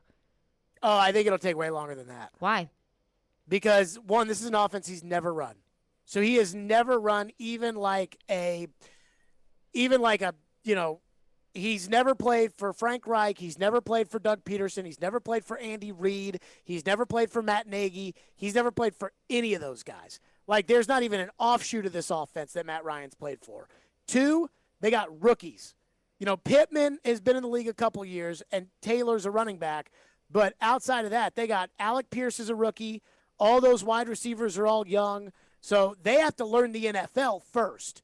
And then they have to learn their quarterback. Well, then that's more on them than it is Matt Ryan. Well, it's the whole offense. It's how long is it going to take the whole offense to play well. Think about this, to the point that Charlie Weiss made. Tom Brady's better than Matt Ryan. Yeah. And it took Tom Brady with Antonio Brown, Rob Gronkowski, Mike Evans, and Chris Godwin. It took Brady half a season. I mean, Gronk didn't score a touchdown, I think, until like week 10. And Gronk was shocked by that. Here's my problem with it. Even if Matt Ryan's not fully, locked and loaded on this offense, Brady played the Saints and Drew Brees week 1. He plays the Texans. Yeah. They play the Jags. And honestly, I've said this many times. I think Kansas City is a team that I am expecting a fall off from Kansas City. That game's in Indy. Yeah, I wouldn't be surprised if you see a fall off. I mean, you don't lose Tyreek Hill and get better, but I do think that the public perception of Kansas City is still that they are a powerhouse. So let's say Indianapolis, Kansas City comes in Indianapolis and the Colts beat them. That's such a huge ego and confidence boost for these young rookies, for this quarterback new in a system, and then you play the Titans. That makes me a little bit nervous. So the momentum doesn't matter to me because the way the NFL works, especially the first month of the year, is, and the Titans are just, they do this all the time, where they win a game, then everyone's like, oh my God, 3-1, on you go, and then they lose to some crap team. Well, yeah, there's two sides of it. It either gives you the confidence boost early or in the season I'm not worried about. But, I mean, I'll be honest, I'm not a huge fan of Kansas City. And that's a different story for a different day. But I'm at least glad that when everybody who covers the Colts puts out stories about how Matt Ryan's the next Peyton Manning, at least somebody, in this case Charlie Weiss, is not going to admit, maybe it's good. Maybe there could be like a negative here. The coach is probably on the hot seat. The quarterback's old, and they, don't even have tackles. So I was glad at least somebody saw the other side of it. Corey Curtis, News 2, will join us next. We'll get his thoughts. Now that Titans minicamp is wrapped up, now that the only thing left is training camp until we get started, how does he feel about the Titans? We'll get Corey Curtis, News 2. We'll get his thoughts on that next. Stillman and Company on a Fireball Hot Take Friday. It's ESPN 102.5 The Game. Every Wednesday at 5, join us for Jared versus Joe as they debate all of the big topics in sports, presented by Parman Tractor and Equipment and Mayweather Boxing and Fitness on ESPN 102.5 The Game and the Game Nashville app. Feels pretty good. Allstate. Better protection costs a whole lot less. Visit allstate.com or call an agent for a quote today. Backyard Blues Pools is your one-stop shop in Middle Tennessee for all your pool needs. Voted #1 pool company in Rutherford County 11 years in a row and counting. They have everything from new installs down to their 5-star cleaning services. Visit Backyard Blues Pools in either 2 locations in Murfreesboro. Be sure to honk your horn when you see their big yellow truck and the Lazy Penguin. Come support Clay Greenfield in the number 84 Backyard Blues Pools Toyota truck on Friday, June 24th at Nashville Superspeedway. Upgrade her diamond ring this summer with no money down and 0 interest for 5 years. Yes! This killer offer has been extended through July 2nd. Our most aggressive offer of the year continues, but won't be extended again. It's not just on engagement rings. It's earrings, bracelets, bands, colored gemstone jewelry. Buy now, pay nothing down, and spread your payments over 5 years with 0 interest. So that $5,000 eternity band comes out to just $85 a month. One-of-a-kind designer jewelry is also included in this amazing offer. Now through July 2nd at Genesis Diamonds. Open this Sunday. Green Hills and Cool Springs. Approved credit.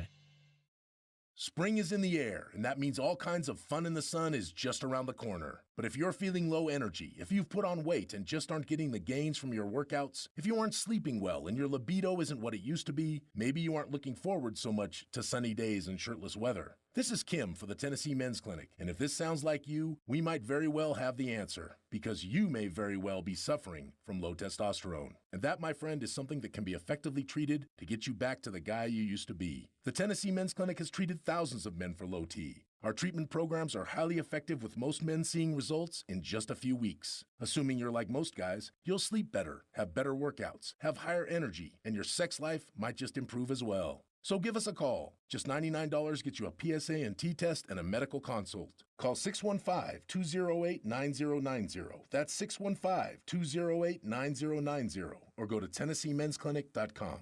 Visit our website to learn more, including side effects. Treatments extra. Results vary. When Smashville wants to rock.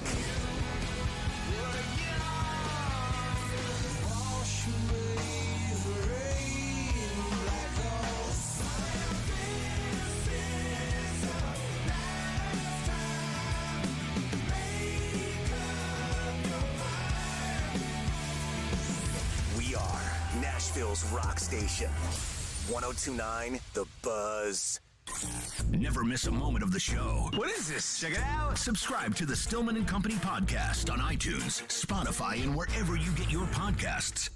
You're listening to Stillman and Company. Presented by TriStar Moving. On ESPN 102.5 and 106.3 The Game. And on the Game Nashville app. Stillman and Company on a Fireball Hot Take Friday. Let me tell all the fine folks out there, a lot of great stuff going on. Tune into Sounds Baseball tonight at 7:05 as the Sounds take on the Gwinnett Stripers, the AAA affiliate of the Atlanta Braves. Sounds Baseball on 94.9 The Fan, presented by 312 Pizza and Farm Bureau Health Plans. And I had a great time at the Sounds game the other night. Then again, who doesn't have a great time at the Sounds game? Corey Curtis joins us now, presented by Smokeville Smoke Shop from News 2. So, Corey, we were going over the Ryan Tannehill, the difference between the 2020 Ryan Tannehill and the 2021 Ryan Tannehill. And I am convinced we as a group decided, Caroline, Elijah, and I decided that only the Buffalo Bills and I guess begrudgingly the Cincinnati Bengals would be the only two teams that they would rank ahead of the Titans in the AFC if Tannehill returns to the 2020 Tannehill that he was beforehand. One, how likely do you think Tannehill is to be the 2020 Tannehill?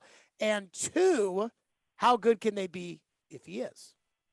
I say a flip of the coin, 50-50, that he can return. I mean, he should be motivated. But I think we're kind of seeing what they saw in Miami, and he's going to have to prove and kind of curtail that back the other way. I won't call him a favorite. I would put him ahead of the Bengals if he plays that way, for sure. I think the Bills are without question one of the favorites to compete for the Super Bowl. I think the Chargers should be very good. I mean, they've really added some pieces to what was already a talented team. So that's a team that's worth watching. And any team with Patrick Mahomes and Andy Reid is certainly worth watching and looking out for. But I would put the Titans with that Ryan Tannehill in the class of those two teams, okay, and give them a chance. And then which one can knock off the Bills? That's the big question. Why do you think Ryan Tannehill, if he doesn't get back to the 2020 Tannehill, why do you think that is? And what was the difference between 2020 and 2021? It's a great question because we came into camp last year, and we all kid about this, that when we saw all the turnovers, we said that's either really good news about the defense or really bad news for the offense. And it was really kind of both, right? Yep. I mean, so it was kind of both. And, I know they like to say that every interception has its own story. Well, there were too many stories last year. And so there need to be fewer stories this year. And unfortunately, the only one who can really write that story is the guy slinging the football. And believe me, I know balls get tipped. I know receivers have got to come back to it. And they're going to be missing a guy who can turn a good throw into an incredible catch. And that's going to be something to come over. But maybe having to work in all these new pieces, Traylon Burks, Robert Woods, Austin Hooper, Chika Okonkwo, maybe this, gets Tannehill, back in to where he's focused in again and not just in a comfort zone. Because, with A.J. Brown, you throw, 25% of your passes to one guy. That's a comfort zone. And it's a good comfort zone because, he's phenomenal to throw the football to. But, maybe it makes Tannehill put in that little extra that makes him the 2020 Tannehill. And so it'll be interesting to see if he can be that. Because I've contended the sum of the parts this year could turn out to be better for the Titans because they've got more parts. Because last year we know they had nothing at the tight end position. And, really they didn't have a number 2 receiver because Julio was on a milk carton half the year. So it's going to be interesting, because I think there's the capacity there for him to do that. We just have to see if guys can step up along with him and make it happen. And the offensive line's got to be better. I'm going on and on. A lot of ifs in there. There's a lot of people who have to play well to make it happen. Corey Curtis, News 2, is our guest here.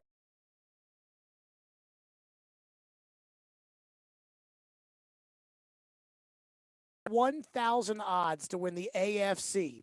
Meanwhile, teams like the Patriots are plus 2,200. The Raiders are plus 2,500. I mean, is there something that the FanDuel Sportsbook knows that I don't know about Cleveland? And they've got Denver really high. I mean, what do you make of that? I have no idea why anyone would put money on that.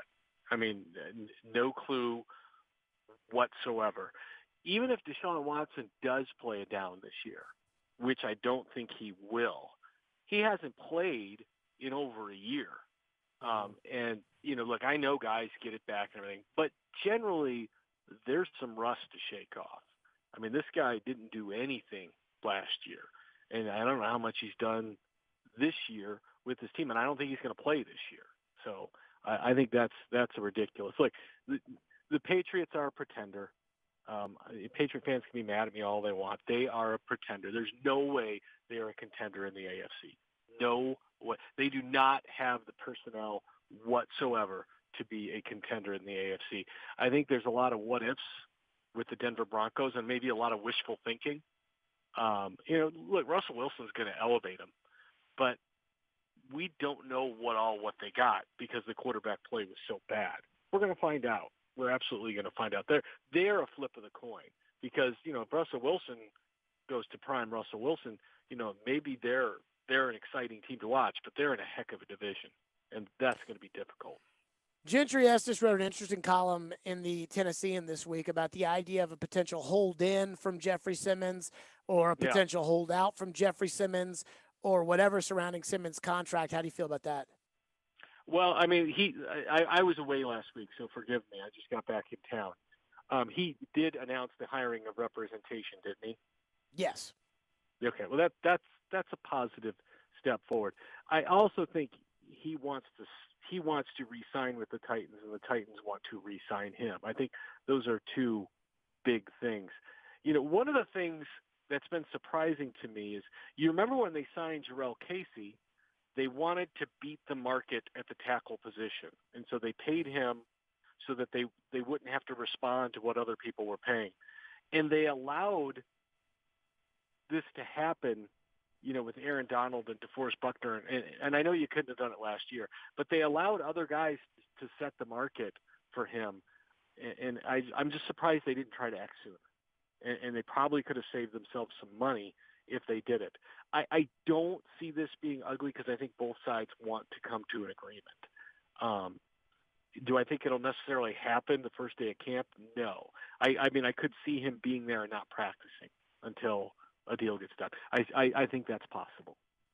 Corey Curtis is with us, presented by Smokeville Smoke Shop. So Mike Vrabel told the team's podcast when asked about Treylon Burks replacing A.J. Brown that he feels like the next 5 weeks, I guess it's 4 now, you put one in the rearview mirror, the next 4 weeks are really important for Burks, but that it sounded like he was very optimistic about the progress, at least mentally, that Burks had made, and that when I asked him about the asthma, he said he expects Burks to be ready to go for training camp and ready to go for the season.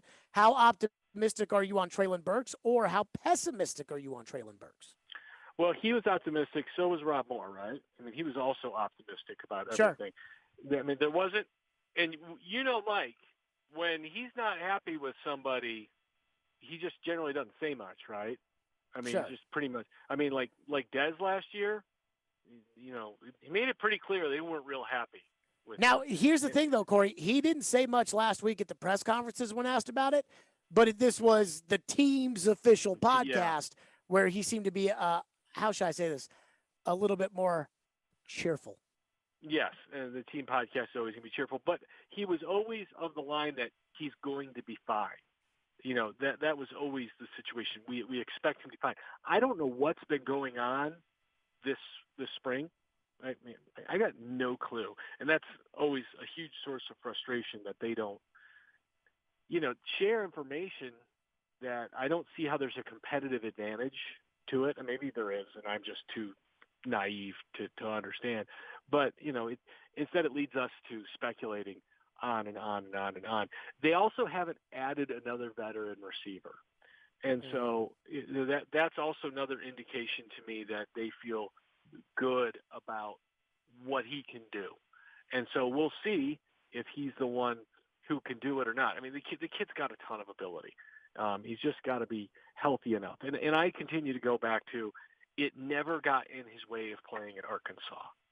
And so, yes, maybe he's got to get in a little bit better shape. Maybe he's got to learn how to be a pro.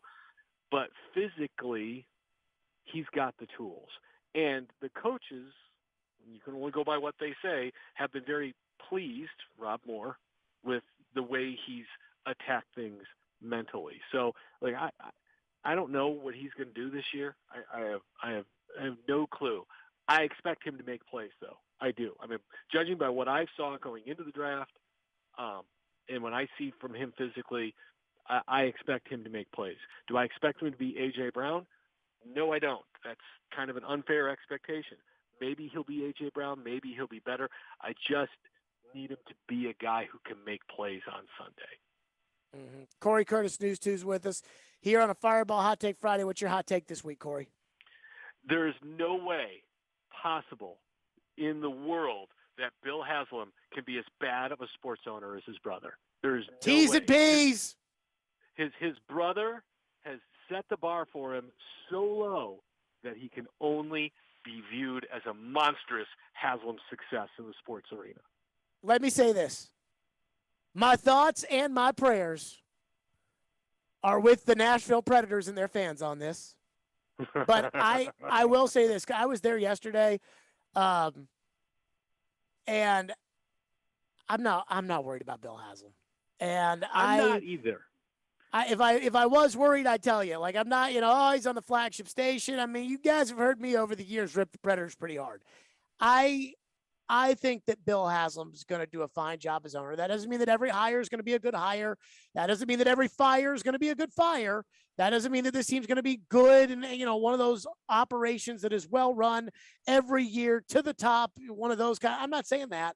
But do I think that it'll be a disaster of an organization like the one his brother operates? No, I don't. I don't think Bill Haslam is Jimmy Haslam.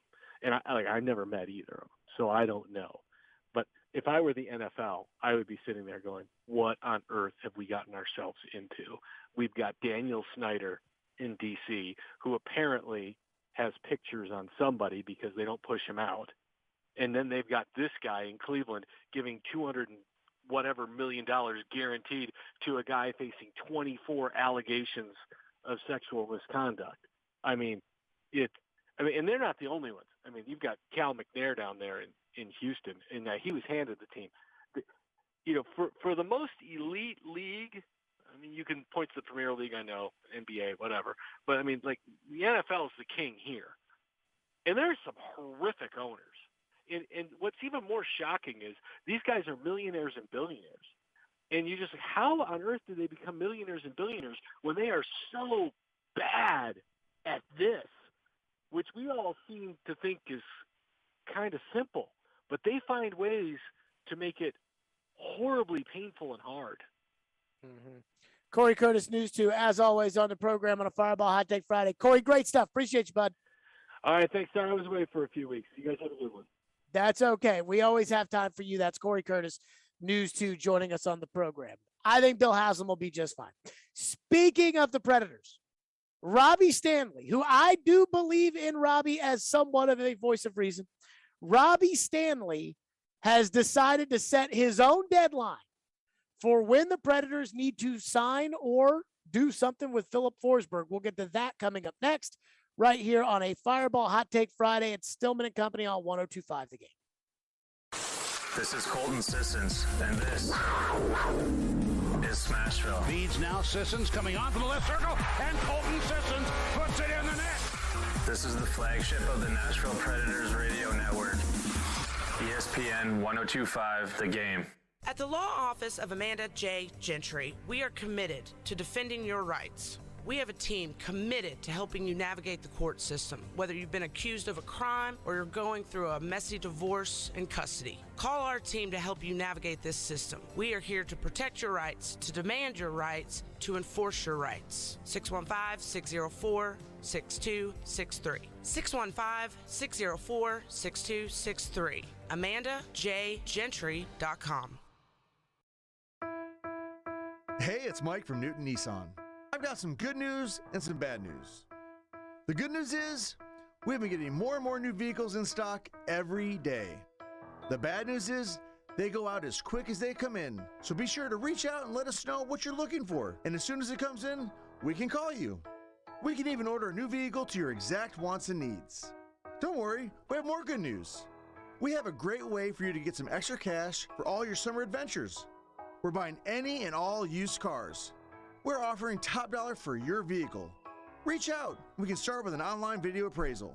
Even more good news. With Newton FastPass, you can buy a car without ever leaving the pool. Really? You can buy your car from anywhere.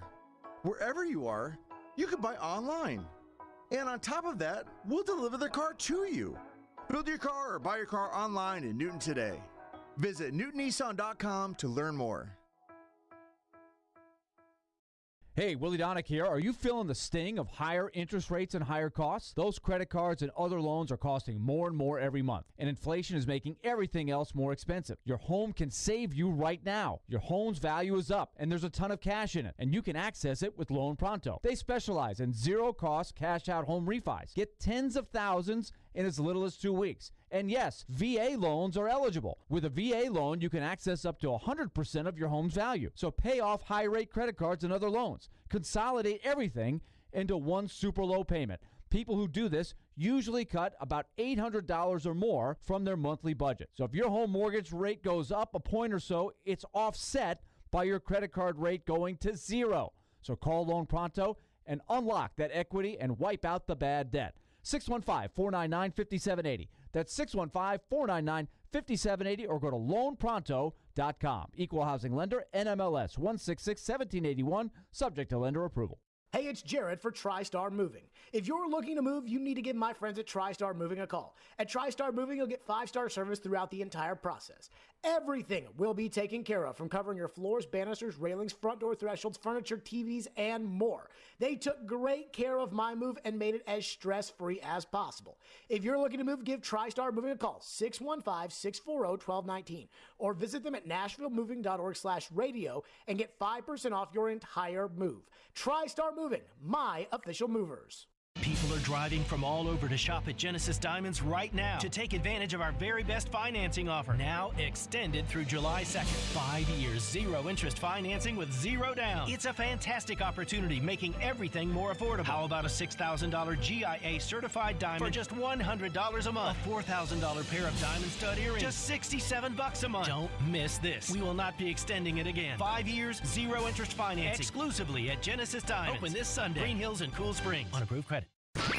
Robbie and Rex Road here on ESPN. Welcome into the DDC. Stillman Company is delivered. There's a new way to hear 102.5 The Game. Nashville's best sports talk on 106.3 FM. From downtown Nashville to Spring Hill on I-65 and to Murfreesboro on I-24. You now have two choices to hear our great sports programming. Get the extra point, no problem. And the Nashville Predators. Scores! Check out 106.3 now and save it as a preset. Hey, Hey, Nashville. This is Mookie Betts. You're listening to Nashville's best sports talk, ESPN 1025 The Game. You mentioned the Forsberg situation. Has it been encouraging to you that he's been pretty visible here in Nashville this offseason? Do you read anything into that at all? Or? If I'm reading anything into it, it's positive, and everything is positive in the conversations. It's just that we don't have a deal done, and I remain optimistic. There's going to be a deadline here. We get lots done oftentimes when there's a deadline, but it's am I concerned? Absolutely. I mean, it would have been very good if we could have had this done a lot earlier, because there's certain things that you would do or could do if Philip was signed, and there's certain things that you can't do, and now we're in a situation where we're formulating all sorts of different plans because we have to be ready for either scenario. So it's not where I want to be, and I would hope that if there's going to be a resolve, that it can be resolved. But we got to prepare for whatever now. There you go. That was David Boyle yesterday with Robbie Stanley. And so I don't know how many times I feel like we've talked about Philip Forsberg's contract. Honestly, I'm kind of sick of it, and this is somebody who doesn't get sick of talking about the same thing over and over again. So that should at least tell you something. Elijah, who's in for Ian today, you have produced the Midday Show. How many David Poyle interviews this year did the Midday Show do with David Poyle where Philip Forsberg's contract was discussed, and his answer felt eerily similar to what he just told Robbie in that cut? It was about one, for most of it, about every week since November, since about late November. There was always an obligatory Philip Forsberg contract question, usually asked by Chase, in which there was a pretty similar response given each time. That is always it's all down to years and numbers, and that's it. Okay. So Robbie Stanley had to take this morning about, because I'm ready for this to, I'm not saying like I'm ready for this to be over, but I'm kind of ready for this to be over. Like either stay with the Predators or leave the Predators. Either offer him the money you're willing to pay him, or just be real that you're not willing to pay him and move on. And so July 13th is the start of free agency. July 12th, I believe, is the last time the Predators could offer the 8th year, which is what they have, David Poyle went on record and said that they've offered Forsberg. Here's what Robbie said today about when he thinks it's time for everybody to make up their mind. Joe, there's a specific date in mind that I have in this conversation where if I'm the Predators, and I don't know if they'll handle it this way, but if I am in charge, I want it handled one way or the other by July 7th, because July 7th is the first round of the NHL draft, and we see a whole lot of things happen at the NHL draft. There are trades pretty much every year. You talk to some people, and Elliot Friedman brought this up a few weeks ago on the DDC. Some people are telling him this could be a wild offseason just in terms of player movement, people getting traded that maybe you don't expect to get traded. Obviously, free agency, a pretty good free agent class coming up this summer as well. Like if I'm the Predators, I want it figured out by July 7th, because either you got him in the fold and you know that Forsberg is a part of your team, and then you can make some moves if you need to at the draft via trade to add to that if that's something that you want to do, or you know that he's not in the fold. And Poyle brought this up a couple of times yesterday, talking about, I don't even know what specific term that he used, but basically fallback plans if Forsberg's not going to be a part of your team. Like I would, if I'm the Predators, as a part of those fallback plans, I would like the ability to move around in the draft, or maybe acquire people via trade in the draft. Like I would like that to be an option for my fallback plan. Okay. July 7th. Everything that Robbie just said right there, I think makes perfect sense. I have, again, you get to the draft, that's where you see some monumental big-time trades get made. Now, there's some that happen after the draft, like the PK Subban trade started at the draft, and it happened after the draft. But I want to say the PK Subban trade, where the Predators sent PK Subban to New Jersey, happened at the draft. So you got to know what you have when you make those kind of trades. I say this because do you think the Predators have the stones to set a real deadline at July 7th? So Robbie's saying set it at July 7th and say, hey, we got to know by July 7th, and if not, we're moving on. Do you think David Poyle could wake up on July 8th and have been moved on? Or do you think that if you were to say, hey, we need to know by the draft, and then on July 8th or July 9th or July 10th, come back and say, well, we didn't really mean that. What do you think? Well, they already have a deadline set by the NHL. I mean, July 12th is the hard deadline.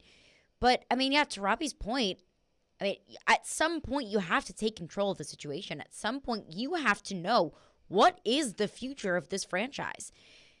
Now, so it makes sense. Now, do I think that they will do it? No. Why?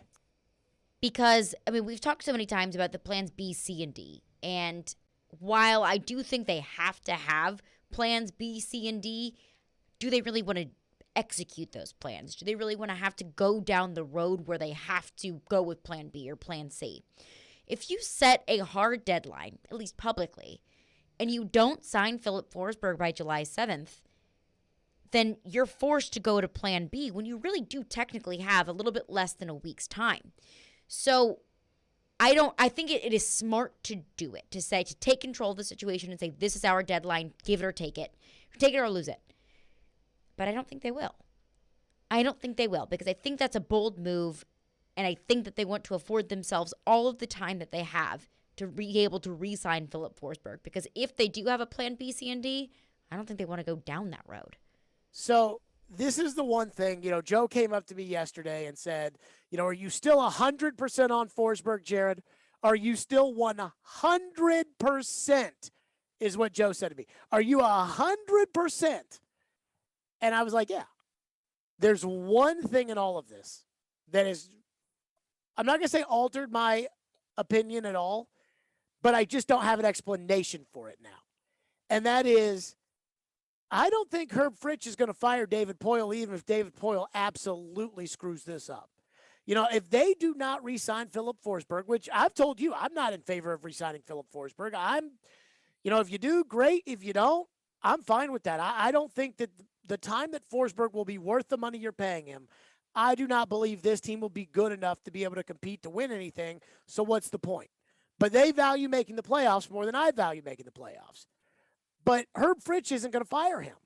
So if Herb Fritch isn't going to fire David Poyle, then David Poyle can't afford to let Philip Forsberg walk and hold his ground and execute plan B or C, lose games, and it won't matter because he won't get fired. So yesterday I would have agreed with you. Then I would have said, look, David Poyle is so CYA on this that he cannot let this guy walk out the door for nothing, because that's what happened with Ryan Suter. And all the Preds fans pretty much said, we'd like to keep Forsberg, but no matter what, we do not want to lose him for nothing. And that the blowback could be so strong if they lost him for nothing. But now I don't think it matters what the blowback is. It doesn't matter. 87% of the fans don't believe in David Poyle, and it doesn't matter. And so that's why I could see them setting a deadline and then egos get involved. But I'm still at 100%. I just don't know the why. I'm with you. They can't let Philip Forsberg go.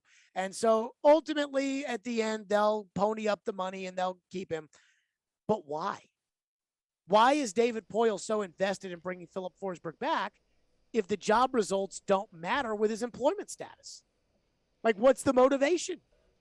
I just don't know the answer to that. Is it fan buy-in? Because how many times have we heard people say they're going to be completely checked out if the Preds don't re-sign Philip Forsberg?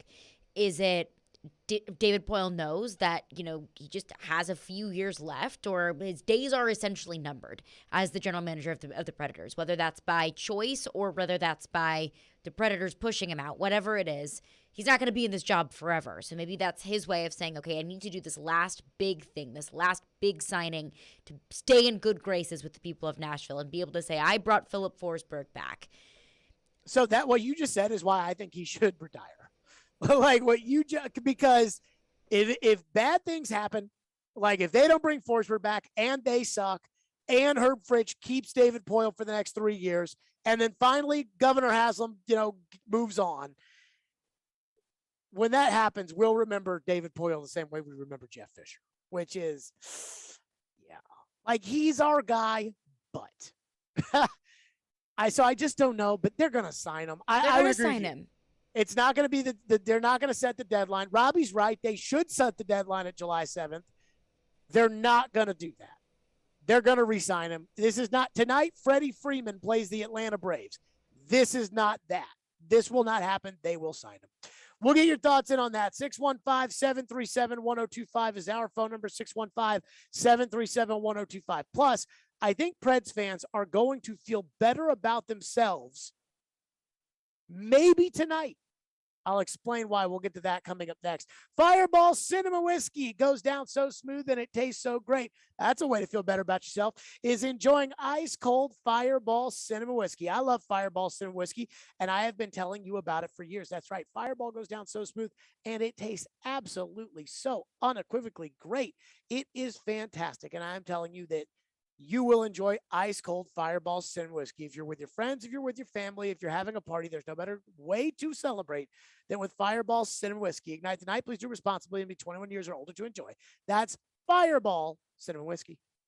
Let's put the green flag in the air and turn them loose. Nashville's home for NASCAR. He's going to try to make a big move here. It's brought to you by the Nashville Fairgrounds Speedway. We are your racing station. ESPN 1025 and 1063 The Game. And the Game Nashville app. From the Fox 17 News Code Red Weather Center. On Fox 17 Code Red, meteorologist Greg Bobus. Today, just like your Thursday, high temperatures will be in the low to middle 90s, low humidity, plenty of sunshine. Next rain chance comes going into Saturday. Afternoon, possibility of a few isolated showers and weak thunderstorms. This weather report brought to you by Hiller Plumbing, Heating, Cooling, and Electrical. Call the Happy Face Truck today. People are driving from all over to shop at Genesis Diamonds right now to take advantage of our very best financing offer. Now extended through July 2nd. 5 years, zero interest financing with zero down. It's a fantastic opportunity, making everything more affordable. How about a $6,000 GIA certified diamond for just $100 a month? A $4,000 pair of diamond stud earrings, just $67 a month. Don't miss this. We will not be extending it again. 5 years, zero interest financing, exclusively at Genesis Diamonds. Open this Sunday. Green Hills and Cool Springs. On approved credit. Blood Assurance, this community's local blood centers, is hiring for several open positions in the Nashville area. Be a part of a company that helps save lives by providing the local hospitals with the much-needed life source of blood. They offer competitive pay, great benefits, paid time off, and retirement benefits. Blood Assurance has a family-friendly environment. Go to bloodassurance.org/careers. Again, that's bloodassurance.org/careers to apply. We here at 102.5 and 106.3 The Game are looking for our next great executive producer. Hey, it's Chase McCabe, the program director. If you think that's you and you think that you have the experience, the drive, and of course you share that love of sports, send your resume and cover letter to together@cromwellmedia.com. Don't miss the deals at Mattress Firm's July 4th sale. Get a king bed for a queen price and save up to $500 on select mattresses. Carla's retiring early next month. We're all going to have to learn to pick up the slack. The dessert-making role at Sawyer's Restaurant, deserted. Tom, if you can handle beignets. They need a new pastry chef who can souffle like it's a piece of cake. Come on, guys, we got a line out the door. How much longer for those croissants? Indeed can help them hire great people fast. I need Indeed. Indeed you do. We instantly connect you with quality candidates whose resumes on Indeed match your job description. Earn up to $500 in sponsored job credits by conducting interviews on Indeed. Visit Indeed.com/credit. Terms and conditions apply. Robbie Stanley. To avoid non-contact injuries and not repeat last year. Joe Rexroad. Just wait until next year's national TV schedule comes out. Robbie and Rexroad. Mornings from 6 to 10 on Nashville's best sports talk. ESPN 1025 and 1063 The Game. And on the Game Nashville app. You're listening to Stillman and Company. Sounds like this has been a game-changing day for all of us. Presented by TriStar Moving. on ESPN 1025 and 1063 The Game. And on the Game Nashville app. No, and I don't say this to be cocky, but I think I knew that going into it. I mean, I've had conversations with fellow general managers where, basically we were predicting that they're going to be the next team for several years. And, I think that, even when you talk about the Central Division, I mean, in theory, they could be the top team for the next few years, so we might be just fighting for second place. And I think that they're that good, and it took them a lot of years to get there. And when I say a lot of years where they were no good, missed the playoffs for many years, but we had 3 or 4 draft picks in the top 5 and things like that basically we've never had in our whole history to get there. And now you're seeing the fruits of that taking effect, where Cal McCarr is 4th pick overall, and he's one of the best players in the league. McKinnon's leader, who's the 1st pick overall, and Rantanen and Landeskog were top 10 picks, and on and on. So they are the best team, and it's we have a long ways to go to catch them, but we know how good they are, and we know what we need to get. There you go. That was David Boyle saying they might be so good for so long that there's no way that you can actually, beat that team. And not only that, the only reason they're so good is because they were so bad, and we've never been that bad. So, but we don't want to be that bad to get that good. Don't want to be that bad. So if Colorado wins tonight, which I don't think they will, because I think the refs probably feel like they porked Tampa the other night. If Colorado wins tonight, 2 questions. 1, will Preds fans justify the sweep to Colorado and feel better about themselves? 2, should they? I think some fans might. I think that's natural. A team that beats you goes on to not just win, but pretty much dominate on the entire road to the championship. Should they feel better about the loss to Colorado? Sure. But should they feel better about this team? No. Because, sure, yes, the Preds got swept by Colorado. And if Colorado wins tonight, if they win the Stanley Cup final in 5 games, I mean, that will be incredibly impressive. But that doesn't change the fact that this Predators team has a lot of issues going on. That this Predators team, in my opinion, I think lacks a clear vision moving forward. So, yes, it justifies a sweep by Colorado because the Predators aren't the only team that Colorado has completely dominated. But it shouldn't make you feel totally good, great, okay, we lost to Colorado, moving forward, we're going to be totally fine. I don't think that they should feel that way. So, I agree with you. I think they will feel. I think there will be a narrative that comes out if Colorado wins tonight that's like, see, we told you they were a great team. We told you. And there's no way to get players like that because we're too good to get those players. Mm-hmm. But I don't think that it covers up how far this team is away. No. But it doesn't matter what I think, because what I think, people are going to believe whatever they want to believe. And it's not going to be what I think, but what I think is no. I don't think there's any one of these playoff teams that this team could beat. And I know that, they played tough with Colorado in 1 game. Maybe 2 if you want to give them game 4. But they played tough in game 2, in which the goalie had an unbelievable performance. But no. I don't think they would have played tough with any team. Maybe Dallas. But I don't think they would have played tough with any of these teams. But we will hear the narrative. It will come up if Colorado wins the Cup tonight, which they might. Let's go to your phones. Phone lines driven by WilsonCountyHonda.com on a Fireball Hot Take Friday. What do we have? One texter checks in and says, I think with Forsberg, you go ahead and sign him for whatever he wants and then go on from there. Well, I mean, you can't sign anybody for whatever they want. If he wants $11 million per season, if he wants, Artemi Panarin money, you're not going to be able to pay that to him. But I would also say at the same time that I feel pretty comfortable with the way things are going, with the way the team is now, that he's probably not asking for that. I do think that that's ultimately what's going to happen is, and we talked about this a little bit yesterday, they probably are squabbling over trade protection. And the one thing that I'll say is I could believe Forsberg's camp rationalizing, who cares about 8 years if you don't get to pick where you spend that 8th year? So I could see them saying, like, if you don't give us the trade protection we want, we're going to go somewhere else that at least we'll know where we're going to be. We won't like it as much as Nashville, but we're going to go somewhere else where they know that we'll get trade protection and we won't have to worry about you shipping us off to Philadelphia or Los Angeles or Montreal or New Jersey.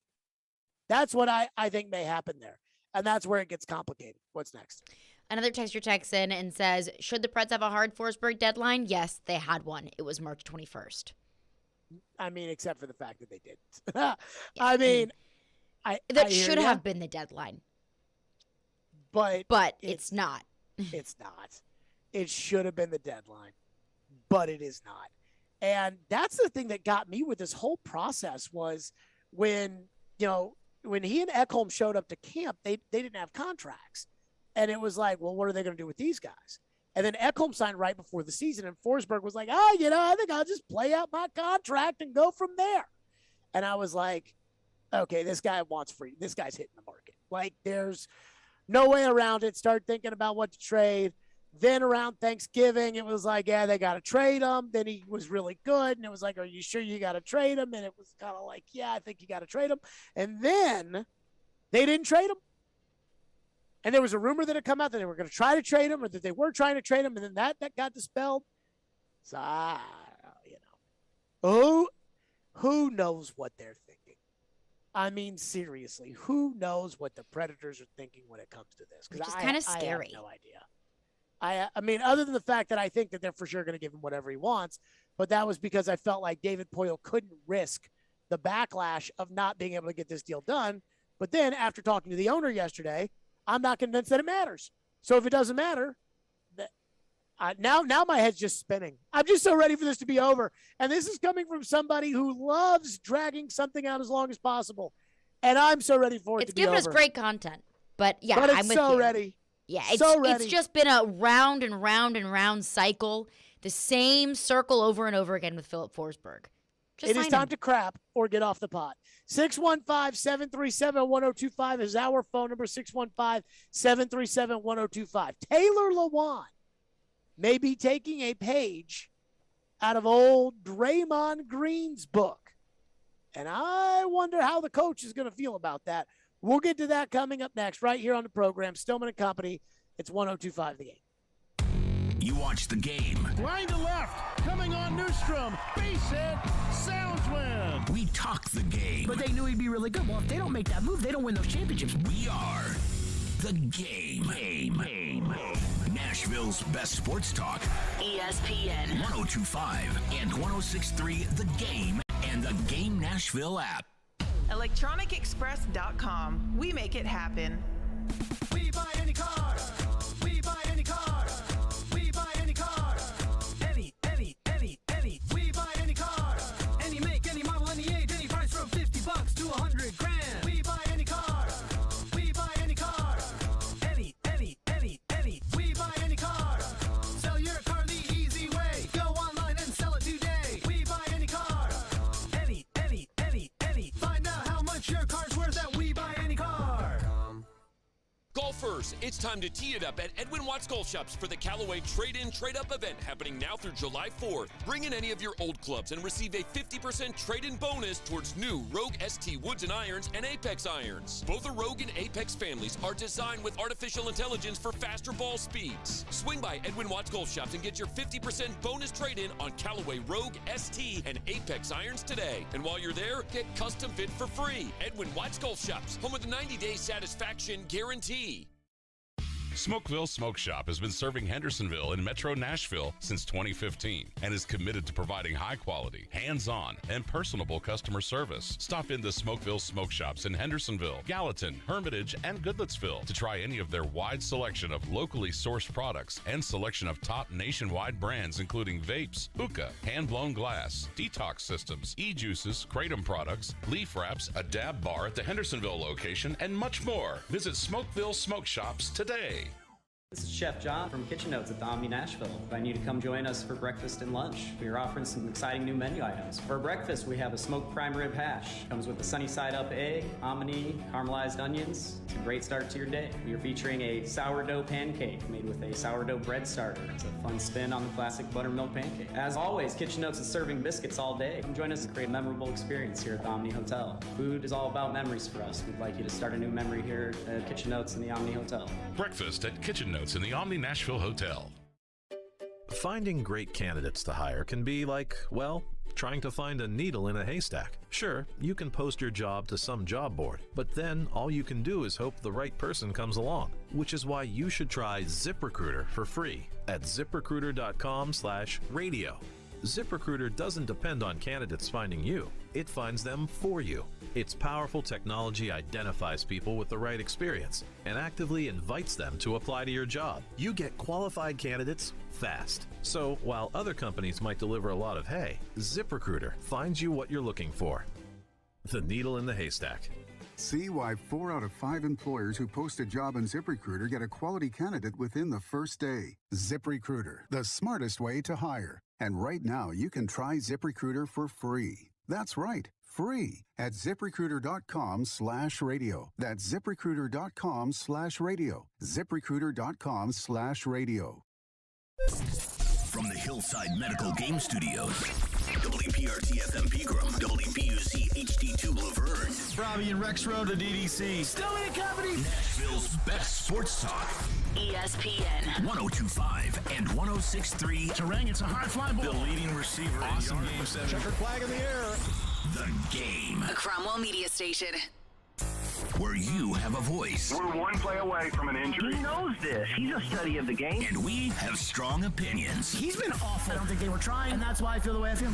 This is Stillman and Company with Jared Stillman and Caroline Fenton. Presented by TriStar Moving on Nashville's best sports talk. ESPN 102.5 and 106.3 The Game. And on the Game Nashville app. Stillman and Company is delivered by TriStar Moving, ESPN 102.5. The Game streaming live on Twitter, Twitch, YouTube, and Facebook Live. Thanks to the law offices of Amanda Gentry. Live from the Hillside Medical Game Studios on a Fireball Hot Take Friday. So everybody always wants to emulate the champion. That has been something that is, a story as long as time has existed. What do I mean by that is, well, Alabama wins the championship. The coordinators get hired to be head coaches. Everybody wants to emulate the champion. Offensive coordinator, defensive coordinator. Everybody wants to try to be like Tom Brady. Everybody wants to try to be like the gold standard in that sport. And Taylor Lewan is no different.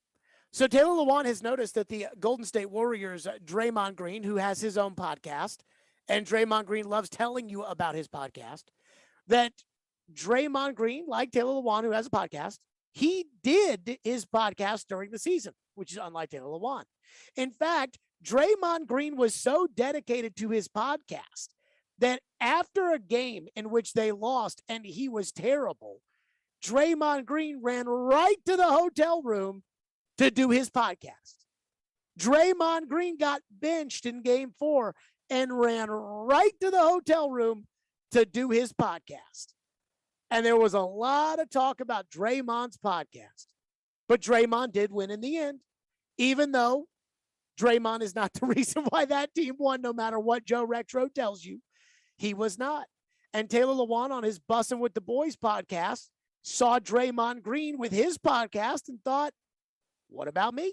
Here's something to think about, too. You brought this up, and I don't want to take your, but the thought of maybe doing something where I'm like an AJ Hawk on this pod during the season.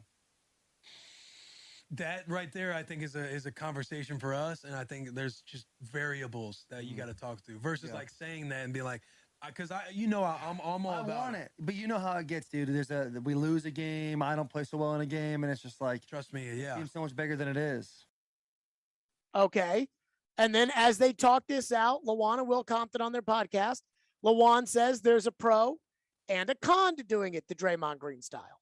Yeah, if it's Aaron Rodgers going on McAfee's podcast once a week, that's not that big of a deal. Let's say if I would put myself in Draymond Green's shoes during the season, I feel like it's fine. But if you're in the finals, right? That's all I was thinking. Yeah, it's like, hey, I'm not doing nothing, but focusing on these finals, right? You know, but there's a lot of different arguments for that, for sure. Yeah, I think ultimately, if you feel good, if you actually feel good, your teammates don't mind it, and because I feel like that's something that I would think about if I was doing it. Like, what are, and maybe that's an issue of my own, but what are like my teammates and coaches like? Are they kind of like, am I walking in the room the next day and everybody's like, why are you going on your podcast? Yeah, that's what I have an issue with too. And talking about how everybody played, like, how about, you can see variable. How about you tell your teammates how they played, like, to them personally, than being on a podcast? Yeah. There you go. Taymon Green wants to have his podcast during the season, thinking about it. I don't know. What if I just did a little bit? What if I just did once a week? What do we, 1, What do we think about Taylor Lewan wanting to do a podcast during the season? 2, what do we think about that? Are we for it? Are we against it? Do we think players should do podcasts during the season? 3, how do you think Vrabel would feel about this? Your thoughts. Overall, I don't think that players should do podcasts in the middle of the season, especially the way that Draymond was doing it, where it was you play a game in the NBA freaking finals, and then you go back and record a podcast about exactly what you did, who you were guarding, who was difficult to guard, whatever your strengths and weaknesses were in the game. That is a big peek behind the curtain. And you would be naive to think that the Boston Celtics didn't at least check out what Draymond had to say. So Draymond said that he wasn't putting anything on there that he didn't say in a press conference. Okay, Draymond. Okay. So I'm not going to switch up that energy that I put toward Draymond Green and switch it up when I bring it up to Taylor Lewan. I just think, they're talking about all of these things. If all your teammates are okay with it, if Vrabel's okay with it, if you feel like you can this, that, if that, don't do it. Just don't do it. Imagine if Taylor Lewan had a podcast after the game against the Arizona Cardinals last year. He would be ripped to freaking shreds. And that's the thing, is he plays well. People love the podcast. People love to hear about the game. If he doesn't play well, then everyone says, get off your podcast and get back to work. I just think there are countless cons and very, very, very few pros. That it's not worth it. Don't do it. And you ask, how would Vrabel feel about it? I think he would absolutely despise it. I think that he would hate it. It's taking attention away from the team. It's putting eyes and ears on Taylor Lewan when the eyes and ears should be on Taylor Lewan on the field. And it's just taking all of the focus away from the game to the podcast. I think Vrabel would hate it. I just don't see an area where this is a overall net positive thing for Taylor Lewan and the team and Mike Vrabel. Elijah, who's in for Ian, do you think that players should do podcasts during the season? Do you think Lewan should do a podcast during the season? And do you think Vrabel will be okay with him doing a podcast during the season? I think if you're able to compartmentalize well, then I don't see why not. Like, Draymond pulls it off because Draymond is a freak in terms of his brain is basketball, basketball, basketball. When he gets on that podcast, he's talking about basketball. And the reason he is anywhere near as good as he is because he is that obsessed with basketball. Oh my God, I so disagree with you on that. Oh, I think that's the only reason he has his edge. I mean, he's such a student of the game. Here's where I disagree with you on this. I don't think Draymond's mind is basketball, basketball, basketball. Do you know what I think Draymond's mind is? What is it? Draymond. I mean, Draymond is selfish, gets kicked out of games, flicks off the fans. Yeah, he doesn't care. I'd say it's more emotional than selfish. I mean, Draymond is I don't know so about selfish. Oh my God, they won a finals game, and they were like, "How'd you feel?" Well, I didn't like being benched, but we won, so I guess I'll roll with it. Like, would you like being benched? No. To be fair, but then he goes on and says it's a good decision. He wasn't playing well. He played and then he wasn't supposed to be playing because he wasn't playing well. He was just candid. That's where the message is, my teammates really picked it up today, and I'm really glad, and I'm really this, whatever. But again, Draymond is self-absorbed. He's all about himself. And I don't even think Draymond's that good anymore. And I think Golden State would be fine if they got rid of Draymond. And I think they'd still win without Draymond. If you can win without Kevin Durant, I think you can win without Draymond Green. I don't think, this is just my opinion, I don't think you can compartmentalize that stuff. Really? I don't. Not even for an hour? No. I think that it's very easy for people to sit there and say, oh my God, the man can't have a life outside of football. The man can't have a life outside of basketball. I'm not saying that. I mean, come on now. Like, what are you talking about, Jared? I'm going to tell you guys a story. So this was so difficult for me to understand when I was younger. But I don't know, how much you watch the stream or whatever, but I'd say, my weight, fluctuates within, a solid 10 pounds. Sometimes I'm at the top end of the spectrum. Sometimes I'm at the bottom end of the spectrum. And Caroline will back me up. It's not for lack of trying. No, you do work very hard. It is just how it is. Well, I noticed when I was younger that if I were to put my focus and energy into being healthy and working out and eating right and preparing meals and all the kind of stuff, the radio show would suffer. And the ratings of the radio show would go down. Not like astronomically go down, but they would go down. And that when I would put my focus 100% on the show, that they would go up. And after about the third time that I realized like one goes up, one goes down, I was like, oh my God, these two things are tied together. There's no way around it. As much as I'd like to be like, hey, it's real easy. You prepare your meals, you work out, you eat right, you do 4 hours of radio, and then you go on about, eating right and working out. I can't do it. I cannot do it because the mental focus, it's too much. And so to answer my question, do I think that players should be doing podcasts during the season or like during the NBA finals? No, I don't. I think they should be focused on doing the job they're paid to do and paid handsomely. And I'm sure Lawan makes some money off the podcast. I doubt it's $15 million.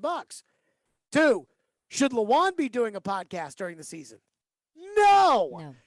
He's too much in his feels, especially for an offensive lineman. Offensive lineman, Derek laid Lawan out his rookie year, second year in the league or whatever, D Mace. There was a game where they lost to Jacksonville. And in the 2-minute drill, they didn't run up to the line of scrimmage in order to get the ball off in a 2-minute drill. And Derek just let Lawan have it the next day. And it was basically like, if you're an offensive lineman, you need to be one of the group guys. You need to, keep to yourself and be like all the other offensive linemen, which, nowadays they'd say, oh, he can't be himself. But that was what Derek said, and I do believe that. And I think Lawan is too in the feels. Remember when they beat, was it Indy? I can't remember. And he went after the game and just, woe is me. They booed me when I came back on the field. And it hurt my feel, all that kind of stuff. Well, I'm sure it did hurt his feelings. Sure. Everything hurts people's feelings. But I would say that to that point, to your point, Caroline, I mean, if he had done a podcast after that Arizona game, that might have gotten him kicked off the team. Yeah. And for his own personal mentals, because he listens to the noise. He hops on a podcast after that game. People absolutely rip him to shreds, and that stays with you.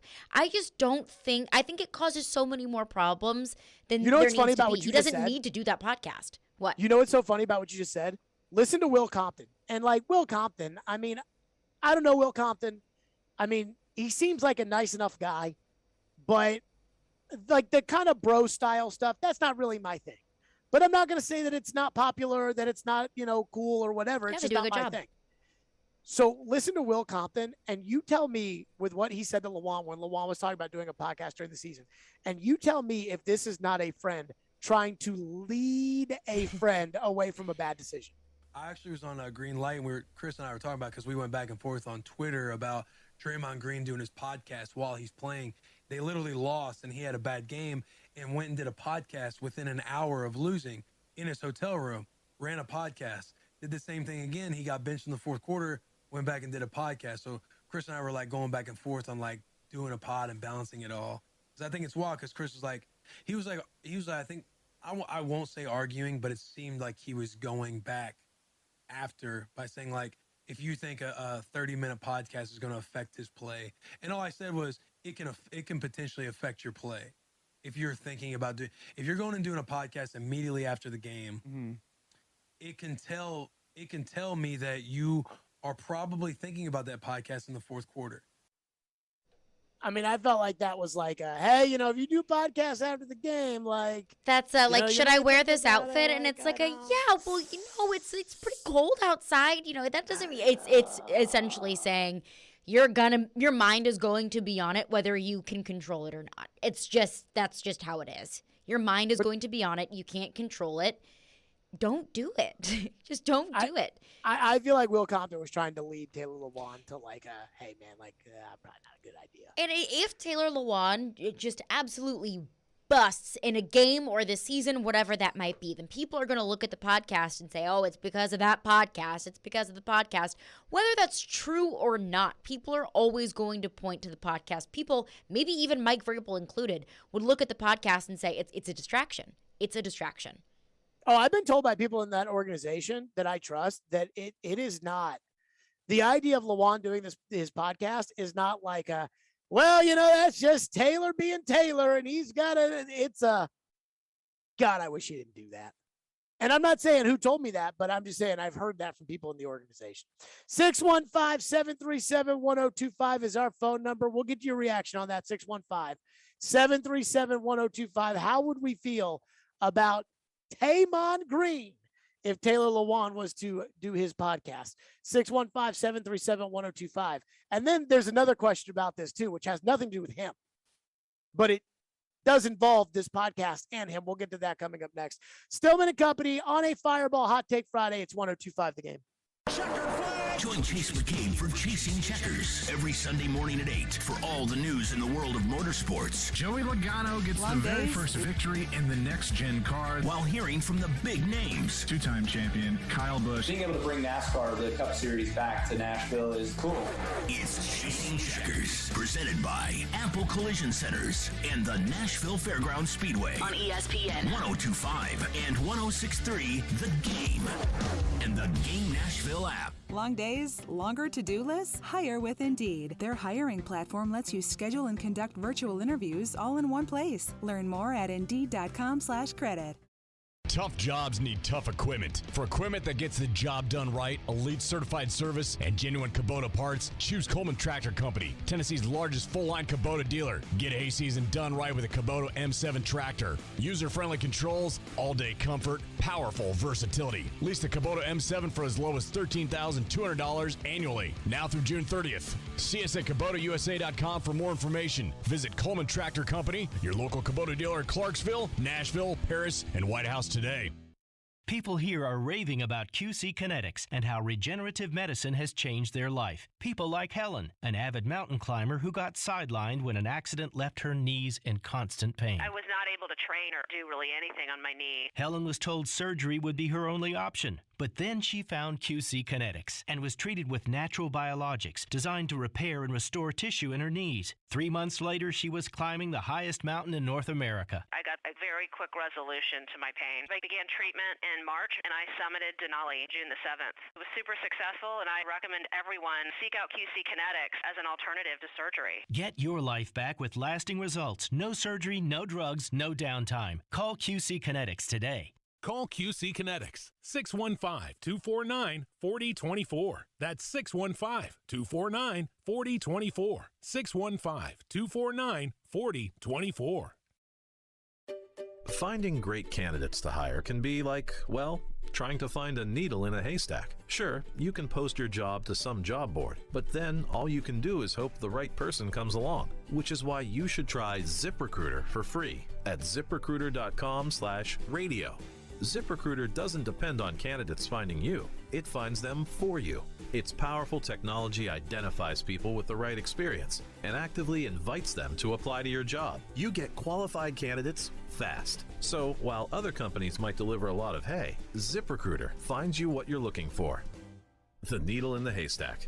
See why 4 out of 5 employers who post a job on ZipRecruiter get a quality candidate within the first day. ZipRecruiter, the smartest way to hire. And right now, you can try ZipRecruiter for free. That's right, free at ZipRecruiter.com/radio. That's ZipRecruiter.com/radio. ZipRecruiter.com/radio. 7.5 million children in Ukraine need to find water and shelter. They need a place to sleep and comfort in the dark. Show them the world cares. Support UNICEF, UNICEFUSA.org/action. It's on. It's happening. Remember, you can watch us on YouTube, Facebook, Twitch, and Twitter. Get out of the way. I'm watching the game. Presented by the law offices of Amanda Gentry. You're listening to Stillman and Company. Presented by TriStar Moving. On ESPN 102.5 and 106.3 The Game. And on the Game Nashville app. I feel like the players have more say in the NBA than they do the NFL. But they have more of a power, I guess, if that might be the right word. I don't know. It might be like be more empowered. Like they feel like there's less of them. They get money. The money's guaranteed. I'm not sure, but part of me just feels like the NBA, you have more of a freedom to do kind of what you want. Can be more self-expressive than football. Taylor Lewan basically saying, I think in the NBA you can do a podcast during the season and during the finals, and maybe not football. And I don't know what's different about it, but and you know what when I heard that cut in the Bussing with the Boys podcast, as Lewan was talking about, should he do it during the season like Draymond Green? You know what I thought about? Bussing with the boys. What did I say? Bussing. And you said? Bussin'. Oh, like with the be end hip. with the apostrophe? Yeah, be hip. Yeah. Be So, cool. you know what I But thought what of did you when think? What did you think? So, I thought about the conversation we had about why people don't like basketball players anymore. And it's like, because one of the reasons is that basketball players, I think, have, whether it's rightly or wrongly put onto them, but I think there's a belief that most people look at basketball players nowadays in the NBA and think, hey, these guys don't care that much about playing basketball. That basketball is not as important to them as it was to the guys that they used to like watching play basketball. And when Lewan says, it's different. Maybe there's more freedom in the NBA than the NFL. I'm not sure why. I'm not sure. Like, I do think that there's definitely more freedom. Kyrie Irving and Kevin Durant are abject failures in Brooklyn. They went there to go win a championship, and they can't even win a game in the first round of the playoffs. And now they're the ones that are upset with Brooklyn. They might leave Brooklyn, and now they want everyone to be, oh, God, come back, Kyrie.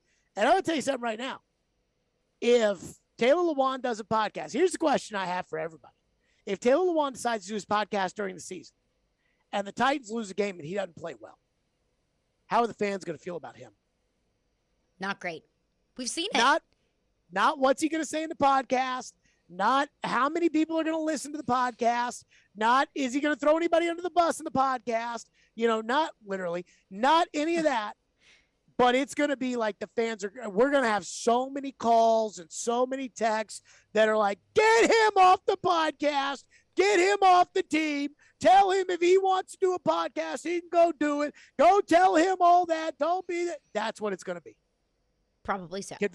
Convinced of it. And I would just like to say that I think the idea of a player having a podcast in the middle of the season, like the peek behind the curtain, the insight that you would get, the real raw emotion that you would get from a podcast right after a game, I like the idea of it. That's not something that, other than Draymond, that exists. And I think that's a really cool perspective to be able to listen to as a player just got done with a game.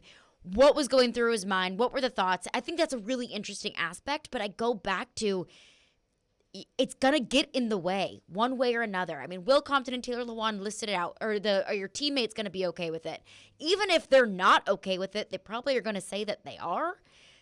And going back to it's different for the NBA and the NFL or basketball and football, I think part of that too is the fact that football is so much more of a team sport. I mean, Draymond can get in his podcast and talk for an hour or two about his own personal performance. And that's interesting to listen to. Is Taylor Lewan talking about him left tackling for an hour or two that interesting? No. There's a total team element of it. It's a complete, his performance affects Tannehill's performance. He's going to have to bring in other players on the team to make the podcast interesting. Can and I think ask that a question creates about some this animosity podcast? within the locker room. Can I ask a question? Do they talk about the Titans on this podcast? I have listened to only a handful of episodes, but I think for the most part, no. I mean, they'll talk about Vrabel, they'll talk about Derrick Henry, but for the most part, I don't think they talk about, the ins and outs of the Titans organization. I mean, Will Compton doesn't play for the Titans. I only listen to the podcast when he has Derrick Henry on every year. Other than that, I don't really. I mean, I heard the one where he went off about me asking him questions, which apparently I guess he's not the only one who's all bent out of shape about me asking him questions around here. But I guess I heard that one and then I went and heard this. But like, as far as sitting there and listening to it, I don't, maybe I'm wrong. I think they talk about all these other things, which if it's a football podcast and he's going to do it during the football season, that would make me nervous if I was Vrabel, because it's one thing to say, well, hey, I won't talk about the team. I won't talk about anything with the team. I won't talk about whatever. That's one thing. But when it's another thing of, talking about Deshaun Watson or talking about the Washington Commanders oversight hearing, whatever. You just never know what you're going to say when somebody's going to use it and say, hey, remember when he said that we weren't that good 6 weeks ago and now here we are winning the champion? You know, you never know. I heard a cut today with somebody on the Avalanche who was talking about Tampa. I think it may have been McCarr or McKinnon. It was one of them. And the audio cut was him going, you know, they're probably looking at us right now thinking, yeah, they haven't been here before, so that we're going to get tight or something like that. And they can think that all they want. I'm like, did he just motivate himself by saying they're probably thinking? Like, he just motivated himself. I think Did they so. say that? Did they say that? Like, if they didn't say that, they're probably, who the hell knows what they're probably thinking? But that's how these guys are. You have to just create things in your mind, whatever motivates you. But that's Taylor how these Lewan guys would be are. creating things for their opponents. Yes. And I could see Vrabel being like, what good does it do the team? That is my thing is, you know, if you want to have a podcast, okay.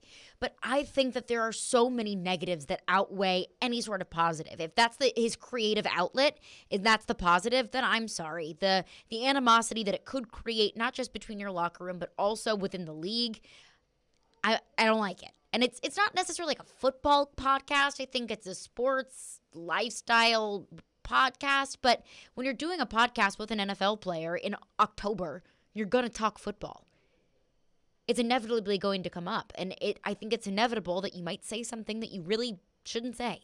I mean, after they lost the Bengals game, he ran right to that podcast like it was Oprah's couch. I mean, so you're going to do that in the season?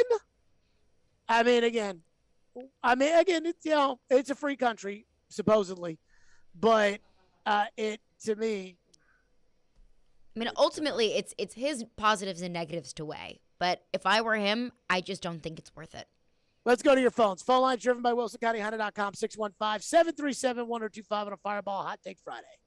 One texter texts in and says, if a podcast is a problem, an athlete shouldn't be on social media during the season, correct? The media has problems with things that have nothing to do with your play on the field. These athletes have real-life distractions on the outside, and a podcast definitely is not one of them. I mean, I think that if you let the podcast be a distraction, then it's a distraction. I think the podcast was a distraction for Draymond Green. I think social media is a humongous distraction for some of these guys. We've talked about it endlessly about A.J. Brown. AJ, how he just needs stay to off. get off of social media. It really is something that if you can't handle it, then you shouldn't be on it. It brings you no good to just be completely consumed with what people have to say on Twitter. Some people can do it, some people can't, and that's okay. But you have to recognize that. If Taylor Lewan thinks that he can completely remove himself from football, do a podcast for an hour, and be completely separate, okay. I just have a hard time believing that. Not just for Taylor Lewan, but really for anyone. Okay, you're the coach. And he comes up to you and says, Coach, I want to do my podcast during the season like Draymond Green did. Do you say yes, no, or do you condition it? I would just say no. Elijah? I'd condition it. Give me your conditions. Well, if he has a game like the Cardinals one and it continuously happens and it's like, oh, you're missing out meetings because you're trying to book guests for your podcast, then when it becomes an obvious distraction, I think that's kind of when it happens. I think it's a real tough spot to be in if you're the coach, and I only say it because, like, Brady has all his crap, and Belichick didn't like that, and that was kind of a big point of friction between them over the years. And it wasn't a podcast, but it was Brady's trainer, Brady's diet, Brady's workouts, Brady's recovery. And then all of a sudden, Brady started having other players do it. And then Belichick kicked the trainer off the plane, and then they got mad at each other. And, like, it's a fine line, right? It's easy to tell Taylor Lewan no. It's easy to tell Taylor Lewan, hey, no. It's different, though, when it's a great player. And if you're Vrabel and you put your foot down and you say, no, you're not doing the podcast during the season, then can you let a great player decide that they want to do their own thing? And then it's like, well, you know, we got to make special rules that are a little different for Michael Jordan than we do everybody else. But I think it's different, you know, having, let's say, a clothing line versus having a podcast. Because having a clothing line, yes, it will take your focus away from football. You're running a business on the side. But I think my biggest thing about the podcast is the content of it. The fact that you could divulge information that maybe shouldn't be out there. The fact that you could say something that could be used as motivation against someone else. You can't do that with a clothing line. I would agree. I think the bigger thing for Brady, though, wasn't the clothing line. I think it was the trainer, and I think it was... Whatever it is. I think it was Brady sending his players over to the trainer, like his teammates, and kind of, bullying them. Bullying's probably not the right word, but I think it was described as it was almost becoming like a cult-like thing where it was like, oh, you got to go see my guy. And then players were feeling pressured by Brady, and that's when Belichick stepped in and kicked Guerrero off the plane. And that became like this whole story. But it's like, if you're trying to do it for the team, it's easy to tell Taylor Lewan no. But it's hard when you tell a great player no. But if you tell Lewan no, then you have the great player. Then what do you tell the greet player? If they want to do a podcast? What if Patrick Mahomes says to Vrabel, I'd like to play quarterback for the Titans, but I want to do a podcast while I'm here on the team. But you've already told Lewan he can't do a podcast. Do you tell Lewan, well, that's Patrick Mahomes. I'm sorry. Well, first and foremost, I think Lewan would understand. But also, I would just say no. If you want to be the quarterback, be the quarterback. If you want to do a podcast, do it between the months of February and August. Yeah, but now you're stuck with Ryan Tannehill if you have that approach. Well, do you want Ryan Tannehill or do you want a quarterback that's concerned about his podcast? And the conditions of playing quarterback in the NFL are to host a podcast. I would agree. The Packers, though, have decided to sign up the other side. The Packers are like, fine, you lie about the vaccine, you cry all the time, you don't show up to anything in the offseason, you go on the Pat McAfee show during the draft and say that we had 6 first-round receivers. Go. All right, fine. Go. Fine, Aaron.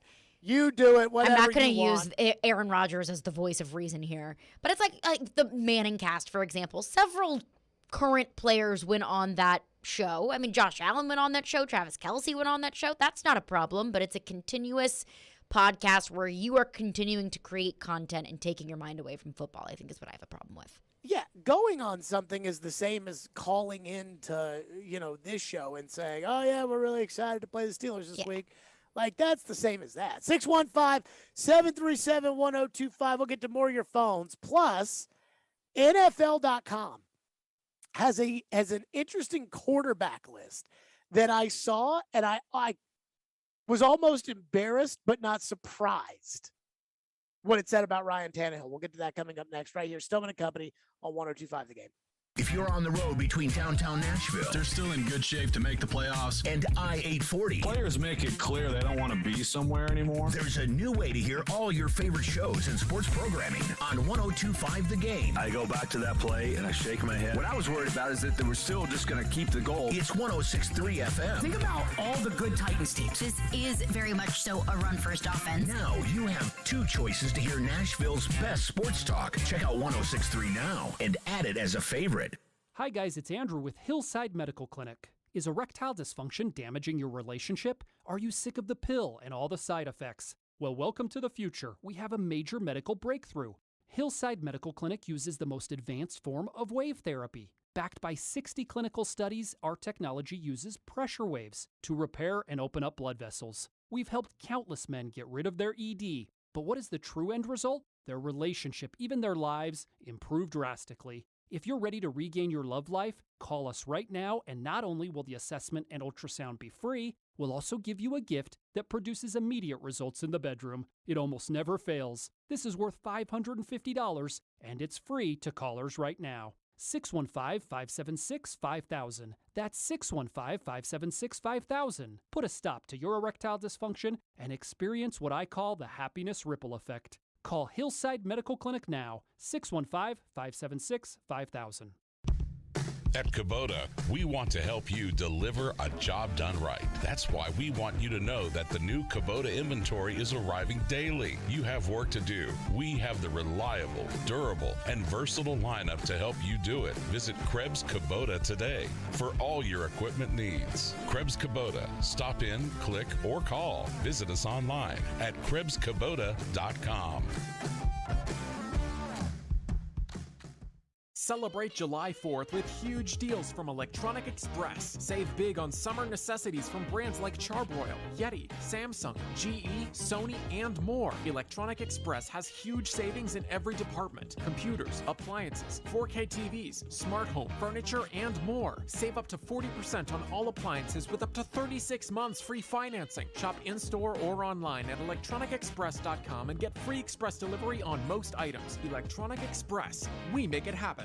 Upgrade her diamond ring this summer with no money down and 0 interest for 5 years. Yes! This killer offer has been extended through July 2nd. Our most aggressive offer of the year continues, but won't be extended again. It's not just on engagement rings. It's earrings, bracelets, bands, colored gemstone jewelry. Buy now, pay nothing down, and spread your payments over 5 years with 0 interest. So that $5,000 eternity band comes out to just $85 a month. One-of-a-kind designer jewelry is also included in this amazing offer. Now through July 2nd at Genesis Diamonds. Open this Sunday. Green Hills and Cool Springs. Approved credit. Where will you be for the Ally 400 at the Nashville Super Speedway? The Tootsie's Infield Club will be the coolest spot in the house before and during the race. With the shaded seating, cold drinks, and live music, it's just like Broadway at the Speedway. You'll be close to the bar, the bathroom, and all the action in Turn 4. How do you get in? Add a fan walk or pre-race track access pass to your Ally 400 ticket purchase, and we'll see you at the Tootsie's Infield Club. Your home for Hit City is 94.9 The Fan. Your Nashville Sounds continue their series against the Gwinnett Stripers. Swing and a miss, strike 3. Sounds win. Coverage begins at 6:50. On your home for Sounds baseball, 94.9 The Fan and The Fan app. Hey Nashville, this is David Price. You're listening to Nashville's best sports talk, ESPN 102.5 The Game. One season not as good as your 20 or 19 season? I think a lot of good and a lot of bad, and a lot of things went into it. You know, it wasn't one thing or another. You know, we broke down all the turnovers and what led to those, and it wasn't, you know, any one specific area that really jumped up. You know, it was just, you know, a little bit here, then you add the sum and you get the, you know, the big growth. So just taking a step back and reevaluating those things and, you know, seeing where I can improve upon going forward. There you go. That was Ryan Tannehill talking about, hey, you know, a couple seasons ago was a Pro Bowler. Now, who knows? So Dan Hansis has an article at NFL.com called The Dalton Scale. Top candidates to be the meridian of QB1s in 2022. And I clicked this. I'm like, what does this? He writes, quote, when writing the history of pro football in the early 21st century, Andy Dalton is unlikely to get more than a paragraph or two. But that doesn't make the Red Rifle insignificant in the history of the game. Quite the contrary. First of all, when I think of Andy Dalton, I thought Andy Dalton was a decent quarterback for the Bengals. And I thought that a lot of their struggles were not because of him. But I never felt like Andy Dalton was a Hall of Fame caliber quarterback or even a high-end top quarterback. So Dan Hansis writes about the quarterbacks who are definitely not in the Andy Dalton category. Right there, that borderline of QB1 or not really. So guys like Josh Allen, Tom Brady, Joe Burrow, Justin Herbert, Lamar Jackson, Patrick Mahomes, Kyler Murray, Dak Prescott, Aaron Rodgers, Matt Stafford, Russell Wilson, and Derek Carr. Forget about them. Also, the guys who suck, forget about them. Marcus, Geno Smith, Carson Wentz, Drew Lock, Daniel Jones. You got it. So he writes, so where does this leave us? I present to you in alphabetical order the nominees for the new face of the Dalton scale. Kirk Cousins, Jimmy Garoppolo, Jalen Hurts, Matt Ryan, Tua Tagovailoa, Ryan Tannehill, Jameis Winston. He writes, final verdict. In a conversation on this subject last week on the Around the NFL podcast, I nominated Matt Ryan for the Dalton scale replacement. It felt to me like the current version of Matt Ryan profiled as an accurate dividing line between franchise quarterback and everyone else. But given more time to mull the topic, thanks to this little exercise, my feelings have shifted. He writes, quote, it's now Tannehill who feels to me the most appropriate choice. We let our podcast listeners have a say as well, and more than 5,000 voters came back with a pecking order that Mike Zimmer would love. Kirk Cousins, number 1, Ryan Tannehill, 2, Jameis Winston, 3, Matt Ryan, 4. So they're saying that Ryan Tannehill, Dan Hansis writes, that Ryan Tannehill or Matt Ryan, he originally said Matt Ryan, now he's going Ryan Tannehill. He believes Ryan Tannehill is the new Andy Dalton. Let me say this. That makes about sense. Like, sounds about right. I have no beef with that. I liked Andy Dalton. Like, when Andy Dalton was with Cincinnati, I never believed in Andy Dalton, and I knew that they lost every playoff game, but I never thought Andy Dalton was a horrible quarterback. You didn't think he was a horrible quarterback when they couldn't win a playoff game? No. I mean, I never thought Andy Dalton was a horrible quarterback. And when Andy Dalton finally reached free agency, I thought that he was 100% going to the Patriots. And I didn't think that the Patriots were going to be the Brady Patriots with Dalton at quarterback. I mean, even a 34-year-old Dalton, I still don't think is as good as a 43-year-old Brady. But, and this was before when Brady was not as good his last year. But I just felt like Dalton was just a steady, solid quarterback. I don't feel that Tannehill's a steady, solid quarterback, but I also didn't watch enough of Dalton's games. I think Tannehill is, right there in the middle. If Tannehill is your quarterback, you will never win less than 7 games. In a 17-game season, he will always win at least 7 games. Who's got the worst roster in the NFL right now? Houston? Probably. Okay. Put him on Houston, they will win 7 games, at least. Now, who's probably got the best roster in the NFL? San Francisco? Rams? Oh, I think San Francisco's got a better roster, just worse quarterback. But that's okay. Put him on one of those 2 teams. He'll win at least 7 games. Now, he probably won't win the Super Bowl because he'll probably screw it up along the way. But he will at least win 7 games. And he will not win the Super Bowl. That's what he is. That kind of feels a lot like Andy Dalton. What do we think of Tannehill as the new Andy Dalton? Well, I mean, that begs the question. Do you think in a couple of years Tannehill will eventually be a backup somewhere and his career as a starting quarterback is over?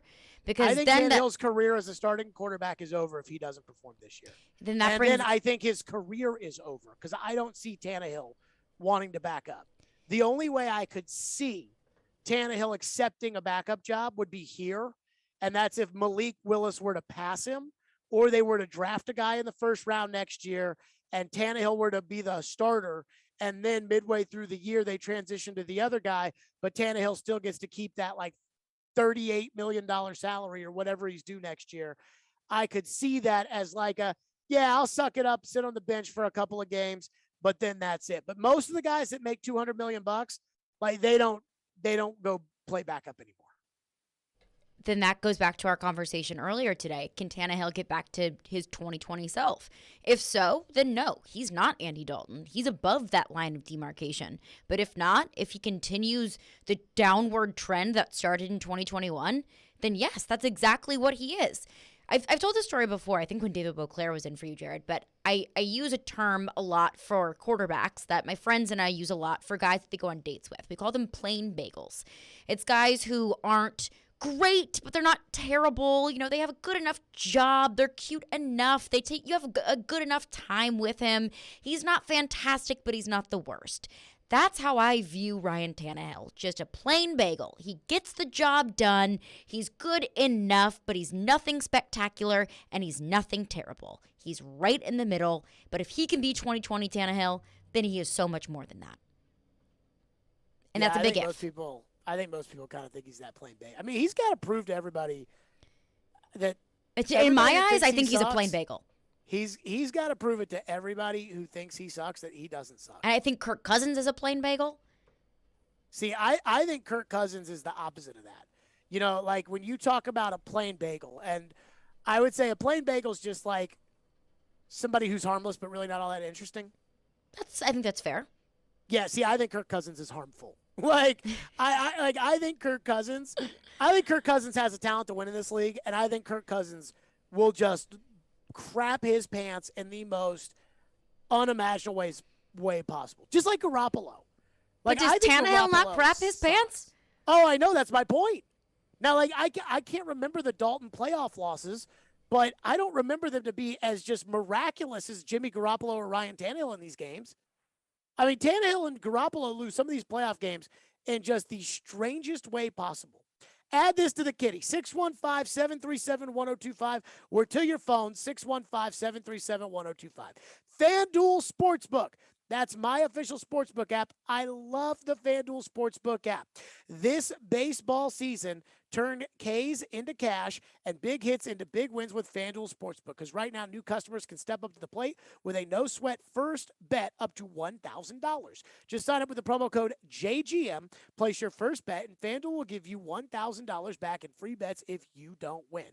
They've got great promotions every day, safe and secure app, and get paid fast. The Yankees are red hot. I think you got to put your money on Aaron Judge and the Yankees. There's no better place to bet America's pastime than on America's #1 sportsbook. Download the FanDuel Sportsbook app and sign up with the promo code JGM to get started with your no-sweat first bet up to $1,000. 21 and older and present in Tennessee. First online real money wager only. Refund issued as non-withdrawable site credit that expires in 14 days. Restrictions apply. See terms at sportsbook.fanduel.com. Gambling problem? Call the Tennessee Red Line at 1-800-889-9789. 102.5 and 106.3 The Game is your home for NASCAR in Nashville this weekend. It's a photo finish at the line. Catch the Rackley Roofing 200, Tennessee Lottery 250, and the Ally 400 right here. It's presented by Backyard Blues Pools, Tootsie's Infield Club, Nashville Super Speedway, and the Nashville Fairgrounds Speedway. You know it's going to happen, and when your car needs service or repair, remember Mitchell's Mr. Transmission on Gallatin Road, just north of Briley Parkway. Now here's Jim Mitchell. At Mitchell's Mr. Transmission, we also offer free towing with any major repairs. If your vehicle has a breakdown and you should need any type towing, towing is available through Dad's Towing Service. Dad's is a professional towing company in Nashville that provides all types towing and recovery, 24 hours a day. You know it's going to happen, and when your car needs service or repair, remember Mitchell's Mr. Transmission on Gallatin Road, just north of Briley Parkway. Finding great candidates to hire can be like, well, trying to find a needle in a haystack. Sure, you can post your job to some job board, but then all you can do is hope the right person comes along, which is why you should try ZipRecruiter for free at ZipRecruiter.com/radio. ZipRecruiter doesn't depend on candidates finding you. It finds them for you. Its powerful technology identifies people with the right experience and actively invites them to apply to your job. You get qualified candidates fast. So while other companies might deliver a lot of hay, ZipRecruiter finds you what you're looking for. The needle in the haystack. See why 4 out of 5 employers who post a job on ZipRecruiter get a quality candidate within the first day. ZipRecruiter, the smartest way to hire. And right now, you can try ZipRecruiter for free. That's right, free at ZipRecruiter.com/radio. That's ZipRecruiter.com/radio. ZipRecruiter.com/radio. Hey, it's Chase McCabe here to tell you about Dr. Kelly Rice Family Cosmetic and Dental Sleep Medicine. Dr. Rice, listen, we all have cavities, but what's the best way to try and keep them from happening? Cavities are like any other health condition. You don't really know you have one until it gets bad. Recently, I saw a patient for treatment that they had been putting off. Something that could have been simple to fix 6 months ago turned out to need a root canal and a crown. Postponing treatment costs more and takes time away from work. Nobody wants a root canal, so you're right. Regular checkups are very important. Well, we do things differently. I want to let people know that if they're afraid of pain or worried about the cost, they are not alone. Don't be embarrassed. We understand. Give us a call at 615-373-4488. That's KellyERice.com. Dr. Kelly Rice Family Cosmetic and Dental Sleep Medicine. If you don't have dental insurance, no problem. Be sure to join their membership club. Just visit KellyERice.com or call 615-373-4488 now to schedule your cleaning and checkup. You'll certainly be glad you did. Darren McFarland. That's the most personality I think I've heard. Willie Donick. Give me credit. I said it. Chase McCabe. I still talk to people outside of this building. The DDC. Weekdays from 10 to 2. Presented by Spring Hill Heating and Cooling. On Nashville's best sports talk. ESPN. 102.5 and 106.3 The Game. And on the Game Nashville app. You're listening to Stillman and Company. Sounds like this has been a game-changing day for all of us. Presented by TriStar Moving. On ESPN. 102.5 and 106.3 The Game. And on the Game Nashville app. Here's something to think about, too. You brought this up, and I don't want to take your, but the thought of maybe doing something where I'm like an AJ Hawk on this pod during the season. That right there, I think, is a conversation for us, and I think there's just variables that you got to talk to versus like saying that and be like, Because I'm all I about want it, but you know how it gets, dude. We lose a game. I don't play so well in a game, and it's just like, trust me, yeah, it seems so much bigger than it is. There you go, Taylor Lewan, a.k.a. Taymon Green, on Bussin' with the Boys, talking about doing a podcast during the season. Phone lines are driven by WillScottHunter.com on a Fireball Hot Take Friday. Caroline, let it rip. One texter texts in and says, Jared, these guys have families, sponsorship obligations, charity. What the heck makes you think just because you're horrible at being mentally tough and compartmentalizing doesn't mean that they can't? Okay. Do you think Taylor Lewan is good at compartmentalizing and being mentally tough? Just from what he has said in the past about what he has heard on social media. After the Cardinals game, for example, when he said people were booing and so on and so forth. No, to answer your question. I'll give you an example of what you guys want, which is Tom Brady has a podcast. Yeah. I mean, we're talking about current players that have podcasts. He's got a Let's Go podcast. It's Jim Gray and Brady, and then it's Jim Gray and Larry Fitzgerald. And it's basically more of an interview than it is like the Brady podcast where Brady gets on there and tells his feelings. But Brady's podcast kind of stinks. Like, if you listen to it, he retired. But the day before he retired, the story had broken on Saturday that he was going to retire. He goes on his podcast on Monday, and Jim Gray, who just plays total patty cake with Brady, was, Tom, what do you make of these reports that you're going to Tom? And Brady basically is like, oh, yeah, I don't know what I'm going to do. And this is at like 9 o'clock at night on Monday. On Tuesday, thanks to the Buccaneers for everything, I'm retiring. You didn't know on your podcast? And then the next week, after Brady, quote unquote, retired, Brady did a podcast with Jim Gray, and they talked about the Super Bowl. I'm sitting there listening to this Brady podcast, and they're talking about the Super Bowl, and Brady's like, they asked Brady about, who do you think's going to win between the Rams and the Bengals? Jim, I like a lot of guys on both teams, and I just think it's going to be a great game, and it's just such a hard game to win, and it's just I'm like, this podcast sucks. It's just Brady speaking the exact same way that he does at a podium or in Now, an interview. Brady's TV show, different. That is legitimate. Brady's telling you how he What is feels. Brady's TV show? The Man in the Arena. Oh boy. But yes, that's more like unfiltered Brady. Yes. So that if you're going to do a podcast during the season, that's how you do it. But like Lewan can't do it like that. Brady is doing That's it. That's for not a check. Lewan's personality. That's not why Right, people Lewan's listen to not the doing podcast. it for a check. Lewan is doing it to express himself. Brady's doing it for a check. That's how I interpret it. What else we got? Next. Another texter says, as long as it doesn't affect his play, then it shouldn't matter. Isn't that what everybody says? Which is really easy to say right now, but if, let's say, you're Mike Vrabel and Taylor Lewan comes up to you and asks, can I do a podcast? And you say, as long as it doesn't affect your play, well, that's so broad and so incredibly vague. You have to be the one that decides, will this affect your play or not? And if there isn't even just an ounce of doubt that it could, then you have to say no. Plus, once you give him the option to do it, I don't think you can take that back. Like, once you decide, like, hey, yeah, you can do the podcast, but, if the play doesn't go that well and the play doesn't go well and then you call him in there, like, you can take his podcast away? But it's a 30-year-old grown man. Like, you lost your podcasting privileges. You're going to take his podcast away? Like, I guess you could. If that's the condition that they both agree to is, you can do it until XYZ happens, and XYZ happens, then that's the agreement. This is not an 8-year-old. And it's like, you can play video games, Johnny, but if you do not study as much anymore, then we're going to have to take it away. Well, if you use that logic, then you could say the same thing about telling him that he can't do the podcast. You can't play video games. It's the same logic. No, I think the thing about telling him not to do it is like, hey, on this team, we're going to focus on the team.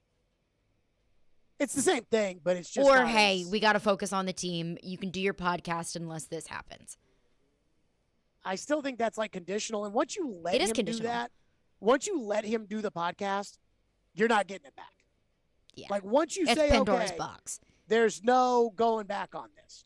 And I think it's easy to say, as long as it doesn't affect his play. Well, I mean, Draymond Green freaking sucked in the NBA Finals, and he did his podcast. So, he was so great the last game. He had 12 points. When Jason Tatum had 12 points and his team won, people were like, man, Tatum sucked. That is the difference between a good player and a not good player. Although Tatum, boy, I tell you what, that finals, he was wretched, just awful. What's next? Another texter texts in and says, I agree. Anyone doing a podcast during the season or finals is very self-absorbed. What are the positives? It's all for self-gain. That's the thing that Vrabel would say. If Lawan went to Vrabel and said, hey, I want to do a podcast, which it felt like Will Compton in that clip we played was kind of like, yeah, but then how would Vrabel feel about it? What would Vrabel say? It's kind of like, if you go to Vrabel, if Taylor Lewan goes to Vrabel and asks if he can do his podcast during the season, what do you think Vrabel would tell him? No. I agree. And I think Vrabel's thing with Taylor Lewan would be based around this idea of, everything that's here stays in here, and we want to keep our focus here, and we want it to be about the team and team.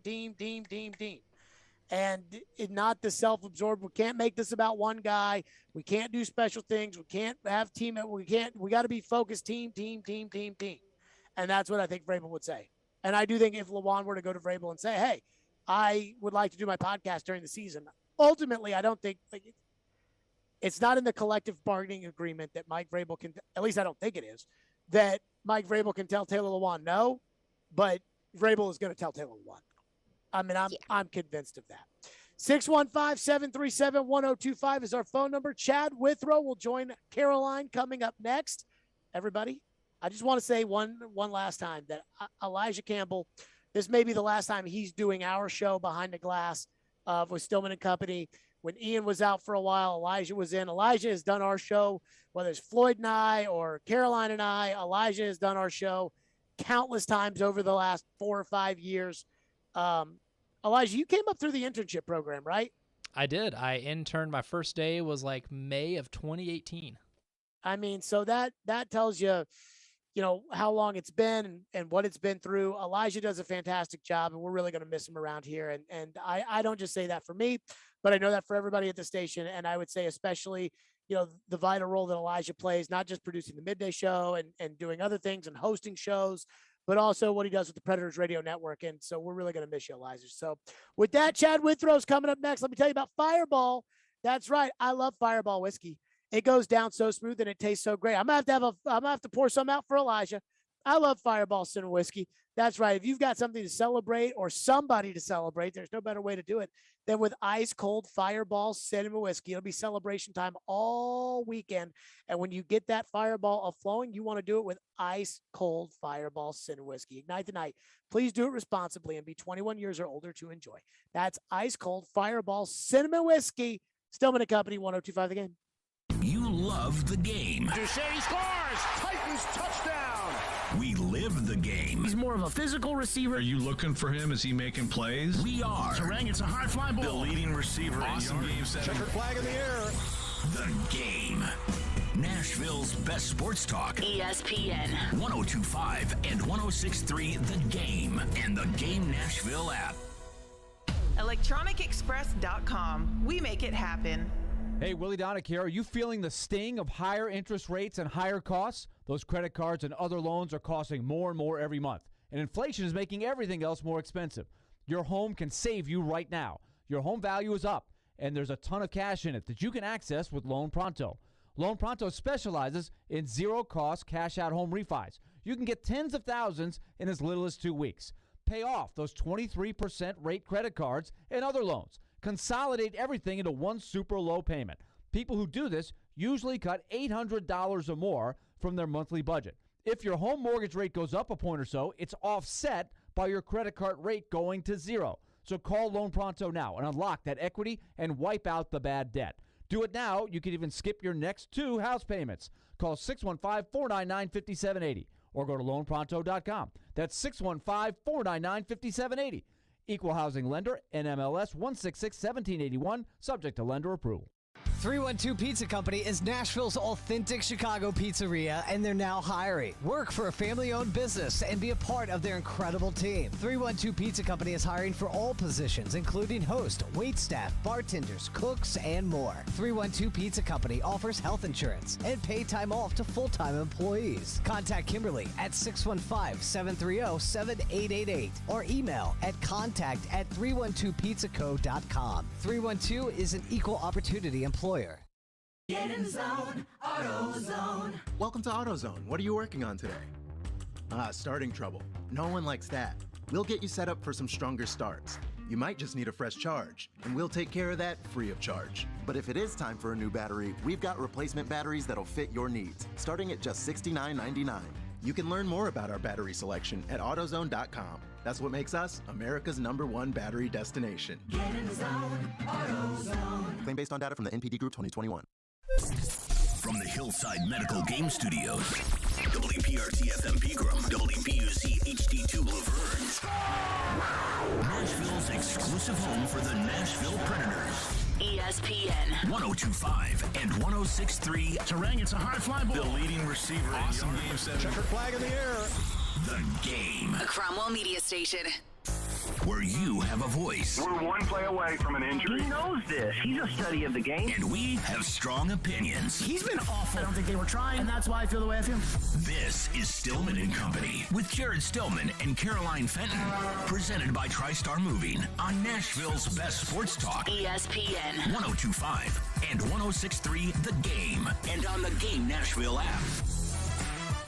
Stillman and Company is delivered by TriStar Moving. TriStar Movers with 5-star service. We're live from the Hillside Medical Game Studios, and we are streaming live on Twitter, Twitch, YouTube, and Facebook Live, brought to you by the law offices of Amanda Gentry. Make sure that you subscribe to our YouTube page, ESPN 1025 The Game, so you don't miss a second of your game content. But Chad Withrow, Outkick 360, joins us now. Chad, first question for you. I want to focus on the Titans, and I have a bunch of college football questions for you.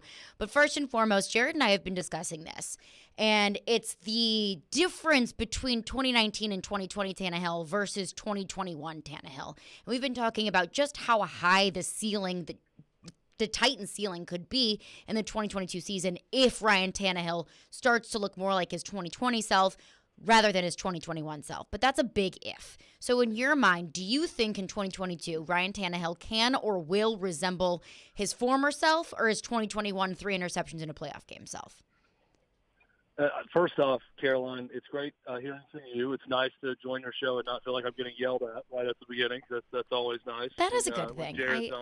I'm glad that you appreciate that. The sound of your voice is very different in the presentation. Now, that's not a knock on Stillman, but it's very different coming in not getting yelled at. So that's great. That is good.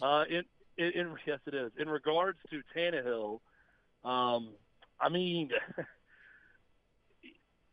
I would say it's difficult to predict a lot of good things considering the changes with his weapons on this team. So, I mean, could you chalk up the playoff game last year and the one the year before and say, look, the guy had a bad game. It's not always going to be that way. He's had a lot of good moments with the Titans as well. I guess you could, but then I go back to most of those good moments, happen with A.J. Brown. They happen certainly on offense. They happened just giving the ball to Derrick Henry. The year before that, it happened with Jonnu Smith, who was a much bigger factor in what the Titans were doing than what Jonnu Smith was with the Patriots and what they were trying to do with him. So there's so many variables to answer that question. Is Traylon Burks going to be, healthy and in shape enough to contribute the way they need him to contribute? What's Robert Woods going to be coming off the injury? There are so many different things. Austin Hooper's another big factor in this offense that we just don't know. That if I'm going to answer the question, and I'll answer it this way. If I have to answer right now, I'm going under the assumption that he's going to be more of the bad version of Ryan Tannehill because of all these unknowns. And that's kind of where I'm at as well, that I have no reason to believe that Ryan Tannehill can go back into form of, being an absolute lights-out quarterback that he was in 2019 and 2020. I have no reason to think that because the recency bias shows me that that's who Tannehill is. In 2021, that's just who he is. And I think another big element to that as well is Derrick Henry, because Ryan Tannehill can ball out whenever he's got Derrick Henry running for 2,000 yards a season. So that's another thing that I'm focusing on as well. And you bring up Austin Hooper, you bring up Robert Woods, so many variables in this Titans team that I just don't necessarily see it being the case that he can fall back into his 2020 self. But I bring up Derrick Henry, and I want to get your thoughts on, can Derrick Henry be a 2,000-yard back? Or is it the injury and the age that's just running him down, and we're seeing more so the end of Derrick Henry's career rather than the continued peak? I think he's still got something left. I think, I don't know about 2,000 yards, but he can still be the best running back in the NFL. And I really think he's going to come back strong and be that this year. The difference, going back to what you were just saying, Caroline, with the Titans, the difference between the Titans and pretty much every team in the NFL with how they run their offense is, for most teams, a running game is just a luxury, right? I mean, if the Chiefs, for instance, when they can run the ball okay, that's just a nice bonus to Patrick Mahomes in the passing game. The Titans, it's like the passing game is the bonus. But to get to that bonus, they have to be great with Derrick Henry. You know, the bonus only cashes in if Derrick Henry is running downhill, Titans' offensive line is firing off the ball, and they're doing great things in the running game, and that's what triggers the passing game to get going. So it's just such a different makeup for most teams. I'm not saying that has to be a bad thing for the Titans. It just makes it very specific in how they're going to have offensive success. And I think you bring up a very fair point that the Titans rely so heavily on the running game. So you take that away, and even when Derrick Henry was injured last year, the running game was still very much so a big part of this team. But you rely so heavily on the running game. If your running back isn't what you need your running back to be, then what is your offense if you don't trust your quarterback? And last Titans question for you, Chad, but the line of demarcation between franchise quarterback and non-franchise quarterback per NFL.com, one of the names thrown out there has been Ryan Tannehill. Is Ryan Tannehill the Titans franchise quarterback? Yeah, I mean, yes. I mean, by definition, he is their franchise quarterback, and he's been that for the last few years. But I would also argue he's just not what you want long term, right? I mean, but see, I think everyone's definition of franchise quarterback is going to be different. Like, and that's what I would say. If he's not long term, then is he the franchise quarterback? Well, not even that. Like, I mean, could the Patriots, right? Could they say, well, Mac Jones is our franchise quarterback? Well, yeah, you drafted him to be your franchise quarterback, and he's in his second year, and he started in his first year, and he was, not really that good, but just okay, I guess sufficient for a rookie quarterback at times. But if I'm a Patriots fan, am I comfortable saying Mac Jones is absolutely a franchise quarterback? And I don't mean just the franchise quarterback of the Patriots, a franchise quarterback. And what I mean by that is, can you plug Mac Jones on 70% of NFL teams and say, this is the quarterback we want to have for the next 8 to 10 years? That, to me, is a franchise quarterback.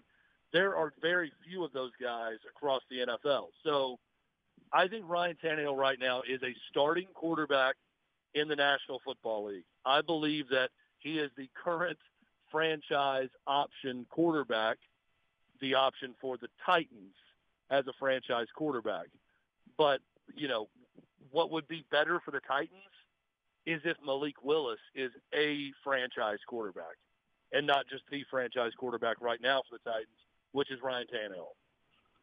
Yeah, I think there's a difference between being your franchise's quarterback, being the starting quarterback, and being a franchise quarterback. To me, a franchise quarterback is you think of a team and their quarterback is almost synonymous. Cincinnati Bengals, you think Joe Burrow. Kansas City Chiefs, you think Patrick Mahomes.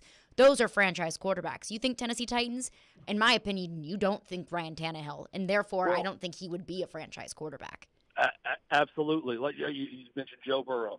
If Malik Willis has to start, halfway through the season, either because of bad play of Tannehill or an injury, and he lights it up, and then he comes back the next year and he plays very well again, and he looks like Joe Burrow, well, guess what? He's a franchise quarterback at that age, and he's who you commit to long term if you're the Titans. That's a big reach as a third-round pick, but you get where I'm going with that. It's a combination of either age and being really good or, then I'm talking about youth and being really good, or you can be older and be great, and then you're a franchise quarterback. Ryan Tannehill's a little bit older now as a quarterback in the league, but he's not great. He's pretty good. He's not great. So I'm not putting him in what I would term franchise quarterback territory. Chad Withrow's with us, Outkick 360. Chad, the biggest news in college football yesterday, I think everyone who's a college football fan just dropped what they were doing when they found out that Arch Manning had committed to Texas. I have a million thoughts in my head about that, but your initial thoughts when you saw Arch Manning committing to Texas? My initial thought was this is huge for Steve Sarkisian. This is an enormous win for him and what he's trying to do just from a status. Take the on-field part of it out, which is big.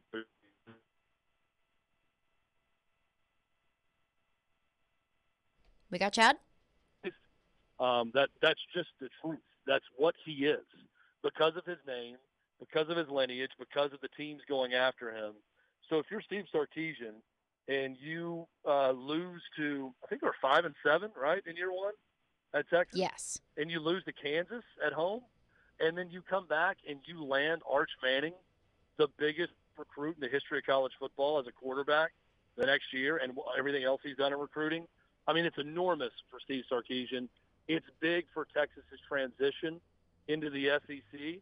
My secondary thought when it happened was it's not a great statement about Lane Kiffin and the family's belief in Lane Kiffin.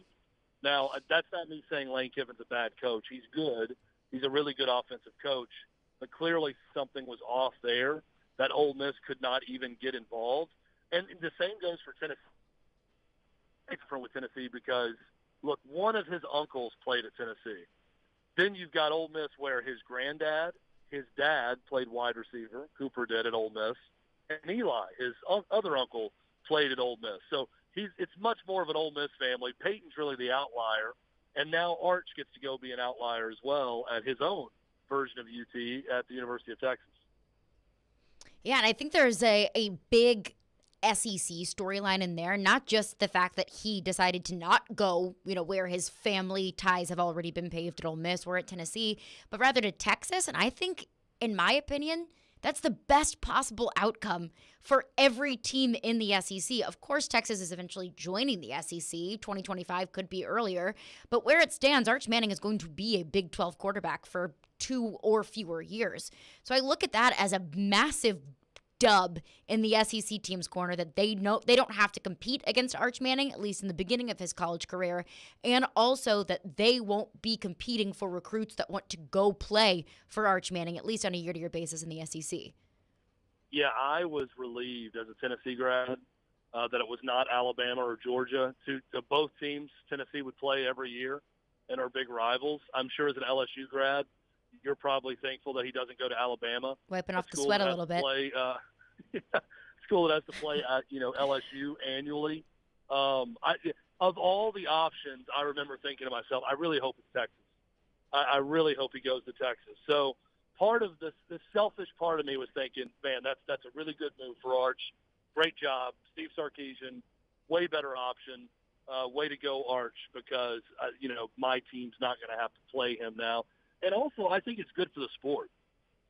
Texas being a factor in college football, I think, is a good thing for college football. And they're a factor now. There's no way around it. They are a factor. They are a main draw. Not that they weren't before, but they are a main national television draw constantly with Arch Manning. They're going to get a lot of primetime Saturday night games now because of Arch Manning, and deservedly so. We're all going to want to watch. Yeah, Chad Withrow is with us, Outkick 360. And Chad, I think with Arch Manning deciding to go to Texas, I think that brings a very unique set of expectations because his top 3, Alabama, Georgia, and Texas. Your path to success at Alabama and Georgia is already paved. It's very obvious. They're, one just won a national championship and the other has won a whole bunch of them in the past few years. But you look at Texas, and that's a program that has consistently achieved below Texas standards and expectations for the past few years now.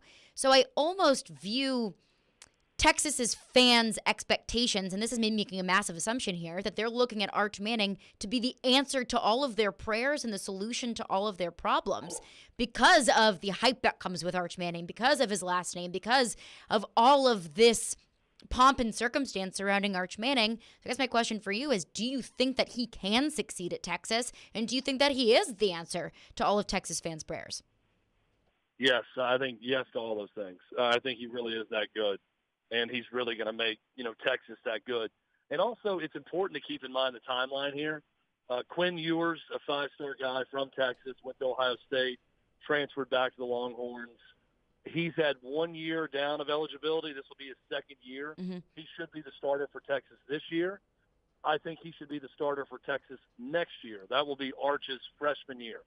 So Arch will have a chance to be the backup for a year behind Quinn Ewers, and if all goes according to plan, Quinn Ewers could leave after Arch's freshman year, his third year out of high school, and then go pro, and then Arch would theoretically have 2 years if he wanted to leave early to be the starting quarterback at Texas, maybe 3 years if he decides to stay all 4 years. So if they stick to the current timeline of getting out of the contract, Texas will join the SEC in 2025. That would give Arch 2023 as a freshman to sit behind Ewers. Again, this is all theoretical. 2024 in the Big 12, which will be a shootout between Oklahoma and Texas to win that conference on their way out. And then starting in 2025, Arch Manning will welcome Texas to the SEC in what could be his last year as a college quarterback or his second to last year, depending on how it goes for him in his career and what he does with his NFL future. So Texas now, even without Arch Manning on the roster, because he's going to be a high school senior this year, Mm-hmm. Texas right now is a program where their fans, their expectation is we are going to duke it out with Oklahoma to be the annual champion of the Big 12 on our way out of this conference. If you can do that, you're putting yourself in the playoff mix. So I think expectations should be really high starting right now for Texas.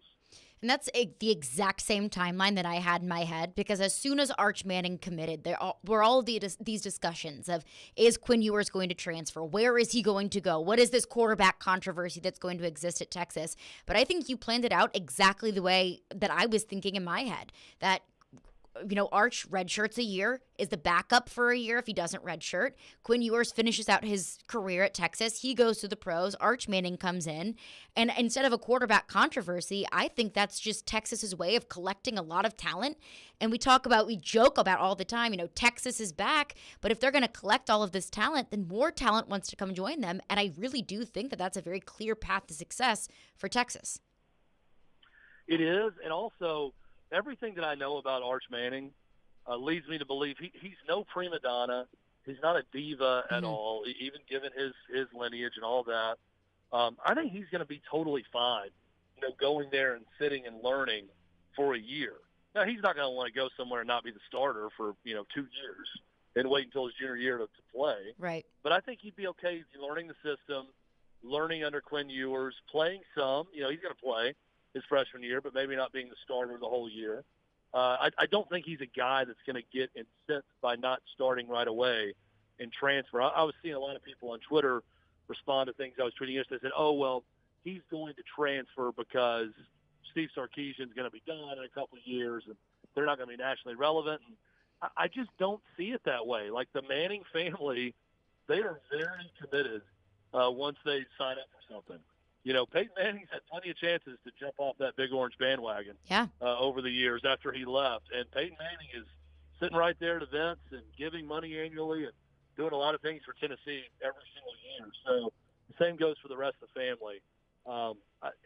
People can, insert your Eli Manning and Archie refusing to play for the Chargers joke now and him demanding to get traded to the Giants. But outside of that, it does not strike me as a family that makes a lot of cutthroat decisions when it comes to playing. They stick with where they sign up for, and I think the same will be true for Arch.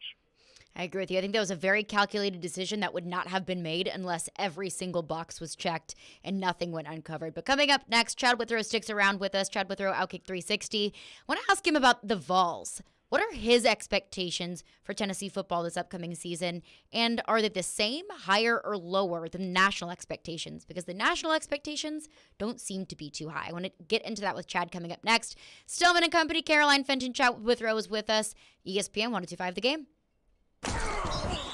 The college football season never stops.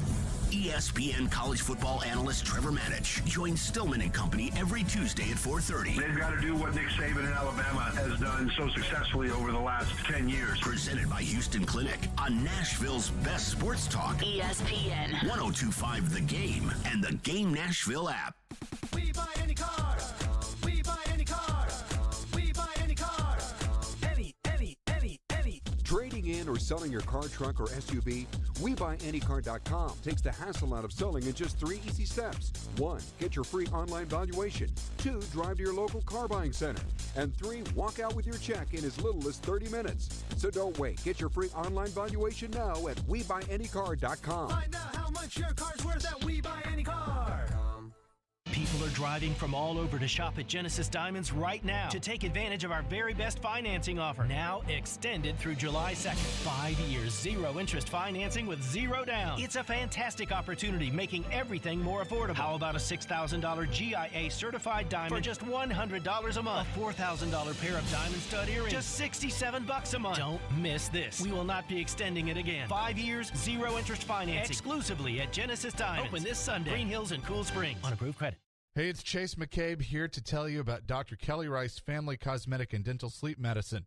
Dr. Rice, listen, we all have cavities, but what's the best way to try and keep them from happening? Cavities are like any other health condition. You don't really know you have one until it gets bad. Recently, I saw a patient for treatment that they had been putting off. Something that could have been simple to fix 6 months ago turned out to need a root canal and a crown. Postponing treatment costs more and takes time away from work. Nobody wants a root canal, so you're right. Regular checkups are very important. Well, we do things differently. I want to let people know that if they're afraid of pain or worried about the cost, they are not alone. Don't be embarrassed. We understand. Give us a call at 615-373-4488. That's KellyERice.com. Dr. Kelly Rice Family Cosmetic and Dental Sleep Medicine. If you don't have dental insurance, no problem. Be sure to join their membership club. Just visit KellyERice.com or call 615-373-4488 now to schedule your cleaning and checkup. You'll certainly be glad you did. Golfers, it's time to tee it up at Edwin Watts Golf Shops for the Callaway Trade-In Trade-Up event happening now through July 4th. Bring in any of your old clubs and receive a 50% trade-in bonus towards new Rogue ST Woods and Irons and Apex Irons. Both the Rogue and Apex families are designed with artificial intelligence for faster ball speeds. Swing by Edwin Watts Golf Shops and get your 50% bonus trade-in on Callaway Rogue, ST, and Apex Irons today. And while you're there, get custom fit for free. Edwin Watts Golf Shops, home of the 90-day satisfaction guarantee. Cutting the price of your wireless bill feels good, really good. Actually, it feels great. You should try it out. So cut your bill by switching to Straight Talk Wireless, now offering our $45 Silver Unlimited plan with 5 gigabytes of hotspot and nationwide 5G on America's largest, most dependable networks. The $45 Silver Unlimited plan from Straight Talk. Straight Talk Wireless. No contract, no compromise. A month equals 30 days. See terms and conditions at straighttalk.com. 5G capable device required. Actual availability, coverage, and speed may vary. We want to hear from you. Thanks for taking the call. Join the conversation. Call or text at 615-737-1025. Driven by WilsonCountyHyundai.com. You're listening to Stillman and Company. Presented by TriStar Moving. On ESPN 102.5 and 106.3 The Game. And on the Game Nashville app. Stillman and Company, ESPN 102.5 The Game. Chad Withrow joins us now. Chad Withrow, Outkick 360.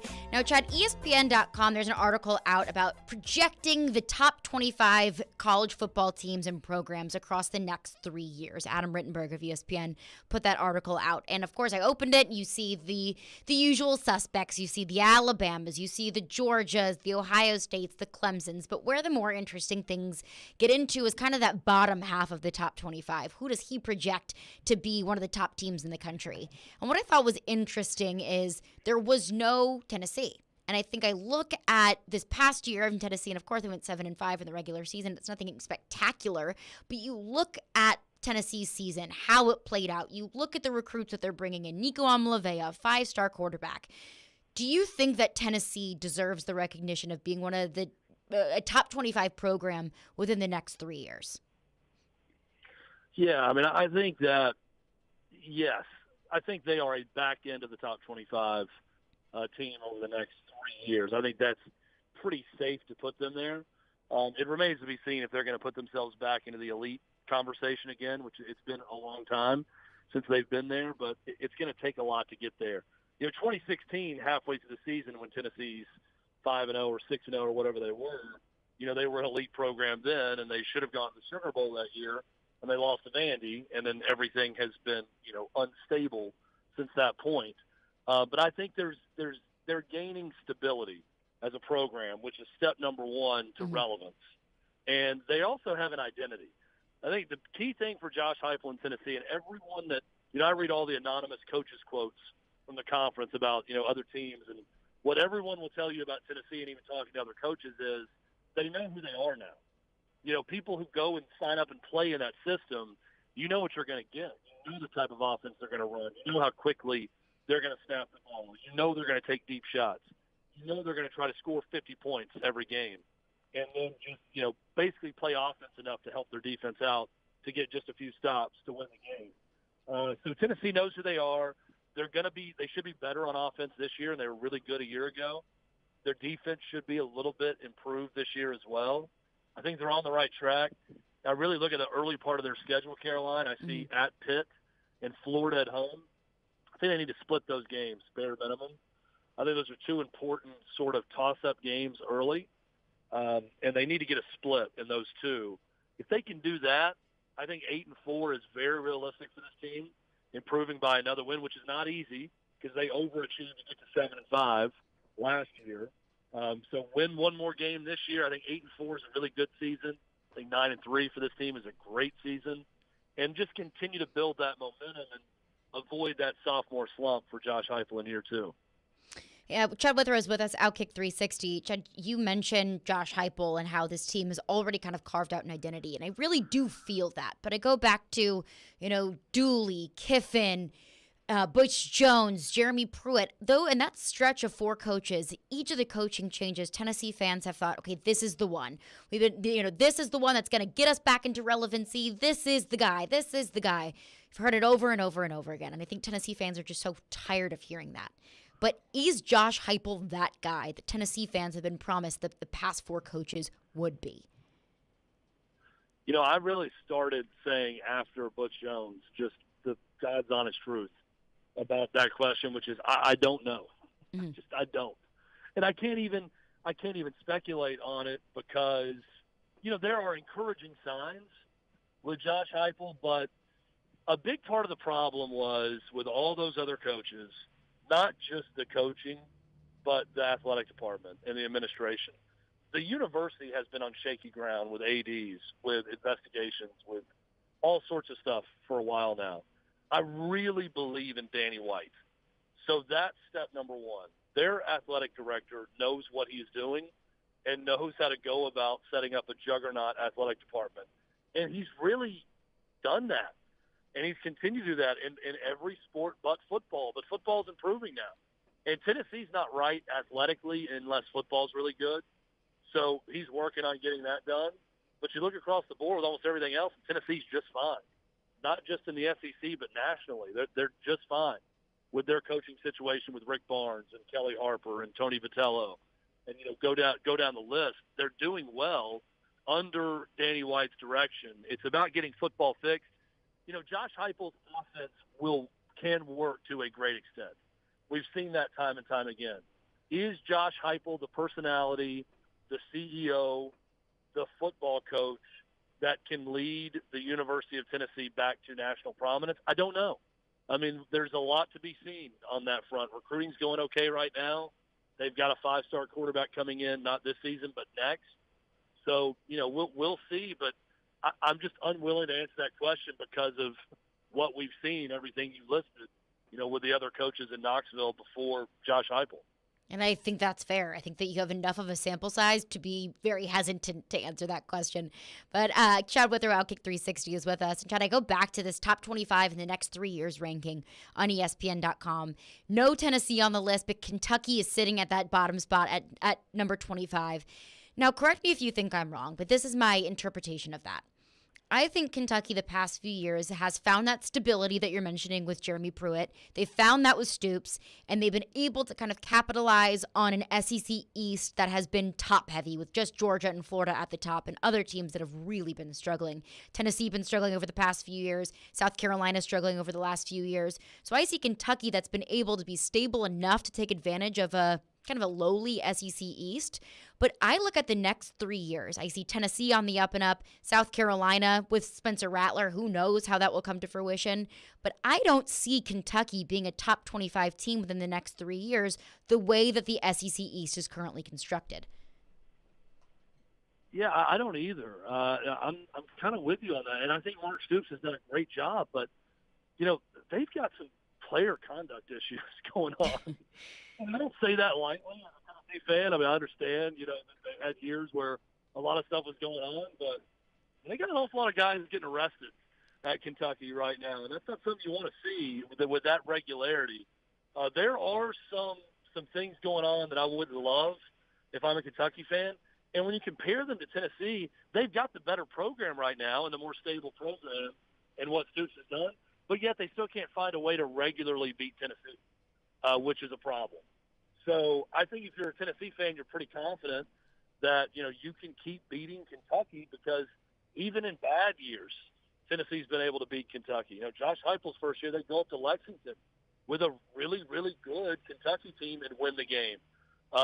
Jeremy Pruitt's first year, they beat a top 10 Kentucky team badly by multiple touchdowns.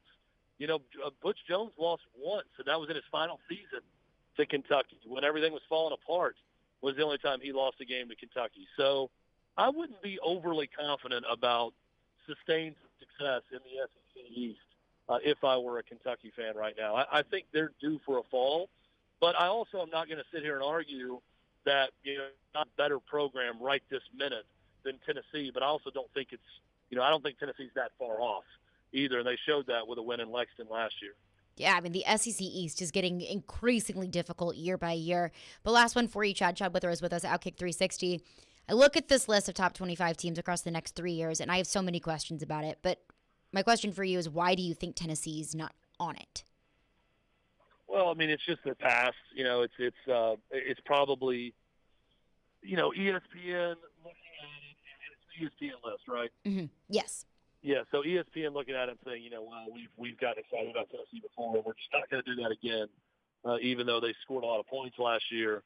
And I think that's fair. I mean, look, I don't think it's – when you put out predictions like this, I don't put a ton of stock into it in terms of what it's going to be. You can't, but it is list time of the year.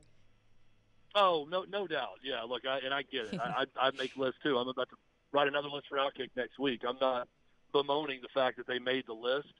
I just think when you're doing it coming off of year one of a fourth head coach and not a lot of years for Tennessee, I think it's difficult to project what they're going to be over the next 3 years because there's not enough evidence yet to show what Josh Heupel's going to be. So I think I'm going to say it's fair of them not to include Tennessee in that top 25 for that reason. I think if you're looking at it optimistically, with a five-star quarterback coming in and everything going on offensively for Tennessee, I think Tennessee fans probably feel like they're going to be top 25. And look, a year ago, if they beat Purdue in that wild game, and controversial game to some extent, they probably finished that season in the top 25 in Josh Heupel's first year at 8-5 instead of 7-6. So Tennessee's not that far off right now. As we've seen, though, Caroline, it's that next step from, mediocre to okay to very good. That sometimes is the most difficult step. It is. That's the toughest step. Chad Withrow, we appreciate you. We'll chat with you next week.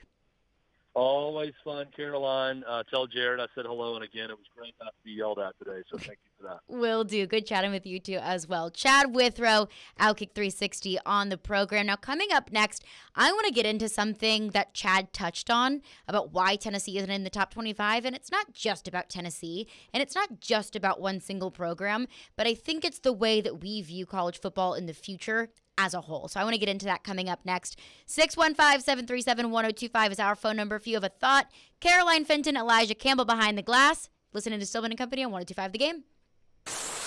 Hey, Preds fans. Sliding across to make the save is Sarah. You can now hear Nashville's best sports talk. The backhander, he scores! And every Predators game on 106.3 FM. Oh, that was a thing of beauty. From downtown Nashville to Rutherford and Williamson counties. Duchesne with the overtime winner. Catch all the action on 102.5 and 106.3 The Game. Motley Crue, Def Leppard, the Stadium Tour, a once-in-a-lifetime event with Poison and Joan Jett of the Blackhearts. This Thursday night, Nissan Stadium. Tickets on sale now at LiveNation.com or at the Nissan Stadium box office. Motley Crue, Def Leppard, the Stadium Tour. Men, what if I told you that now you're able to get testosterone replacement therapy in the comfort of your own home? No more weekly trips to the doctor's office. We come to you 7 days a week, 12 hours a day. Be seen by a licensed medical professional in the privacy and comfort of your own home or office. You decide. Schedule your appointment today at CoolSpringsMDformen.com. Are you just riding through life, living, but not really living? If that sounds like you, you need to treat yourself to Cartronics, Nashville's premier one-stop shop for vehicle customization since 1982. Their team of install techs provide a 5-star experience from start to finish, ensuring your vehicle is the coolest ride on the block. From cars and trucks to boats, motorcycles, golf carts, and off-road vehicles, Cartronics specializes in personalizing your automotive experience. So visit their website at cartronics.audio and start living today. The coolest beer fest in town returns to Bridgestone Arena on Saturday, June 25th. Get out of the heat and enjoy unlimited craft beer tastings from over 80 breweries at the Preds Beer Fest. Each general admission ticket includes a souvenir tasting glass and a ticket to a Preds home game in October. General admission ticket starts at just $69. All proceeds benefit the Nashville Predators Foundation, which supports Middle Tennessee nonprofits. Visit NashvillePredators.com/beer to secure your tickets today. Zines First is the official sign company for 1025 The Game. Go to sfnash.com. As in all human conflict, adults fight and children suffer. Today, 7.5 million children in Ukraine need to find water and shelter. They need safety in school. They need a place to sleep and comfort in the dark. Show them the world cares. Support UNICEF on the ground in Ukraine. We won't stop until every child is safe. UNICEFUSA.org/action.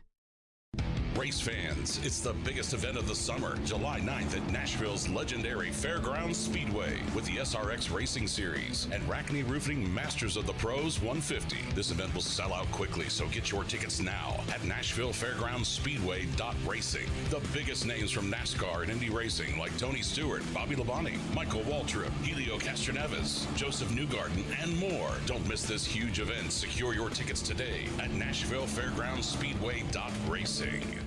Tonight, NASCAR comes to Nashville Super Speedway for the Rackley Roofing 200 Camping World Truck Series race. Coverage begins at 6:30 on 102.5 and 106.3 The Game and on the Game Nashville app. Hey Nashville, this is Vanderbilt head coach Jerry Stackhouse. You're listening to Nashville's best sports talk, ESPN 102.5 The Game. There's a lot of really good things about Kentucky. I'm not in any way denigrating Kentucky or Mark Stoops. I'm just looking at the way that they're built. And if you wanna get past Kirby Smart and Nick Saban, et cetera, you're probably best off doing it by not trying to be more Kirby Smart and more Nick Saban than they are, but rather come from a different angle. That's why Mississippi State intrigues me so much. I mean, lost in the shuffle of all the drama last year with Will Rogers at quarterback, they started putting up some yards. And I think Mississippi State is going to be one of the statistically top passing offenses in all of college football, if not this next year, then the year after. And that's what you have to do if you're in the same division with Alabama and Texas A&M. You're not going to go out there and be more physical than they are. You're not going to beat them by being better than they are at being them. You have to be something different and slide in that way. And that's why I think Tennessee has a good chance to do that. Certainly a better chance than Tennessee does than Kentucky does to kind of get over that hump and say, yeah, Georgia, yeah, Alabama, we're going to be more physical than you. We're going to beat you that way. Because that's the way they're kind of set up right now. That was ESPN college football analyst Trevor Maddich on Stillman & Company earlier this week, answering the question about an ESPN.com article that was projecting the top 25 teams across the next 3 years. Of course, Kentucky listed at 25, Tennessee not on the list. And it's really easy to compare Kentucky and Tennessee and say, okay, which program will be the best one in the next 3 years? And I think that Trevor made a very good point, and that while Mark Stoops, yes, he's done fine at Kentucky. You know, Kentucky's standards in college football aren't incredibly high, and I would say that they probably exceeded those standards, especially this past year, you know, making so much noise in the SEC East this past season. But I look at Tennessee and what they're building and so many other programs and what they're building, and I don't see them on this list. And I asked Chad Withrow this last segment. Chad Withrow, Outkick 360, joined us.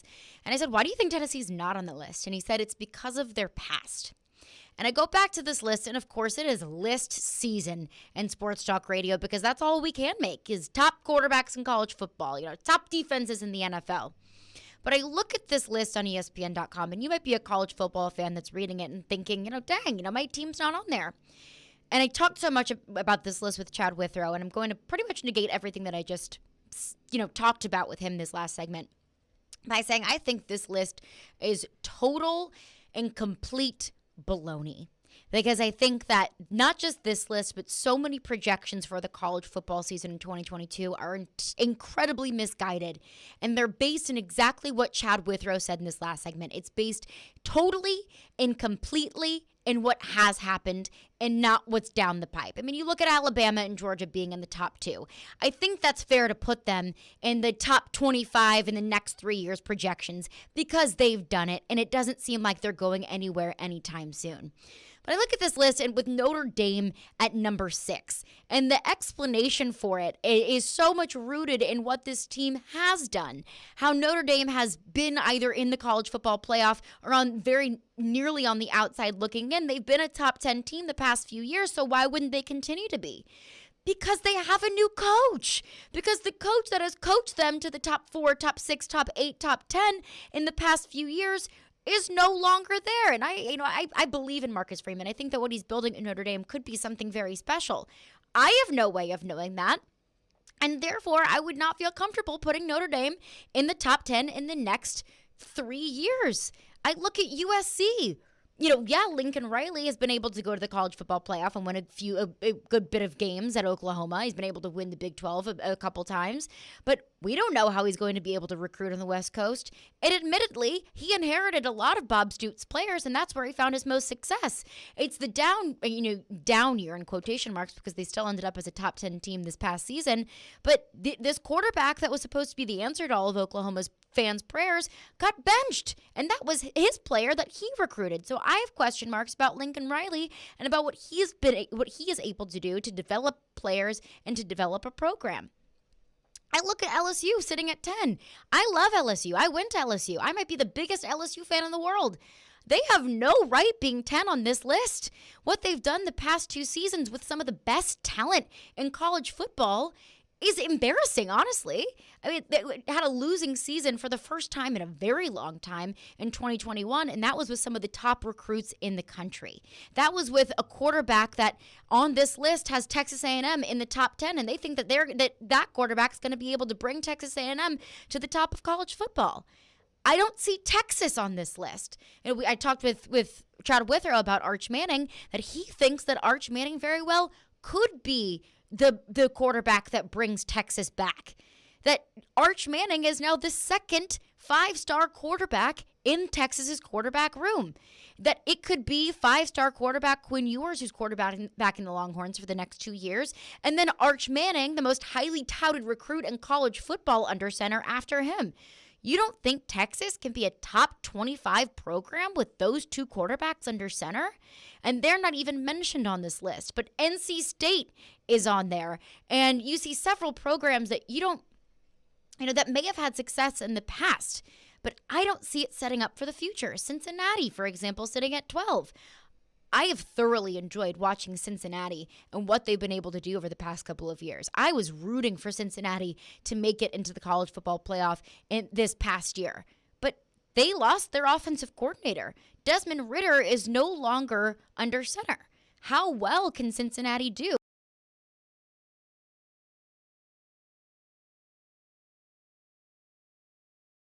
Hope they do. I'm rooting for them. I'm rooting for Luke Fickell, but I have my doubts about what a lot of these programs listed in this top 25 list can do, not just based off of what they have done, but what can they continue to do?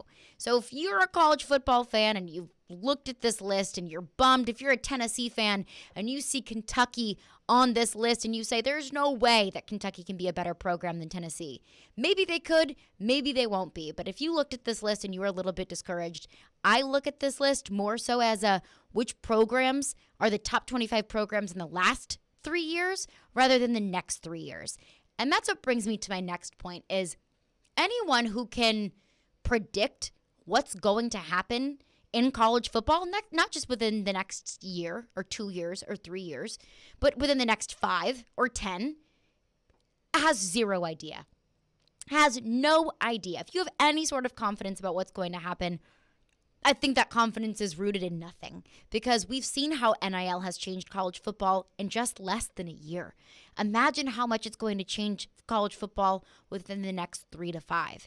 What other changes are coming down the pipe? I know SEC is talking about scheduling changes, talking about going to a 9-game conference schedule. Well, if the SEC does that and if other conferences follow, the landscape of college football looks so different. NIL makes college football look so different. If the proposed changes to the transfer portal go into effect, in which there'll be 2 windows where players can transfer and 2 very tight windows that players can enter the transfer portal, that makes college football look so different. So when you're trying to predict college football within the next 3 years, look at the last 3 years and look at how different things were in 2018 than they are now. So when you're trying to predict college football, I say take everything with a grain of salt because the way in which college football is changing and modifying itself over time is at a rapid pace. So it's almost impossible to predict what college football as a whole is going to look like in 3 years and also what these teams individually are going to look like in the next 3 years. How can these coaching staffs develop the recruiting classes that they've recruited? I don't know. My guess is as good as yours. And that's why I look at this list and so many other predictions in college football, and I almost throw it out the window because you have to take it with just a massive grain of salt. 615-737-1025 is our phone number. We'll get to your college football thoughts. Plus, let's make some money. We've got a big hockey game tonight. We've got a big baseball games throughout the weekend. Let's make money on that with some Carolines. We'll get into that coming up next. Caroline Fenton, Elijah Campbell behind the glass. Listening to Stillman and Company on 102.5 The Game. Robbie and Rex Road here on ESPN. Welcome into the DDC. Stillman and Company is delivered. There's a new way to hear 102.5 The Game. Nashville's best sports talk on 106.3 FM. From downtown Nashville to Spring Hill on I-65 and to Murfreesboro on I-24. You now have 2 choices to hear our great sports programming. Get the extra point, no problem. And the Nashville Predators. Scores! Check out 106.3 now and save it as a preset. Friday night fireworks are back at First Horizon Park. Watch the skyline light up with a spectacular show following the Nashville Sounds versus Gwinnett Stripers. First pitch is at 7:05, and the fireworks will start when the game ends. Tickets are available now at NashvilleSounds.com. We're in the most active season of the year right now, but if you've got joint pain, you may be on the sidelines. Hips, knees, back pain, shoulder pain. It sucks the fun out of living. But I've got the solution. QC Kinetics, helping people here in our listening area get the fun back. It's regenerative medicine. It's the hottest thing going. It's basically taking growth factors with the healing properties from your own body, highly concentrated, then putting them into your aching joints. This is exciting. It's in the office. It's non-surgical.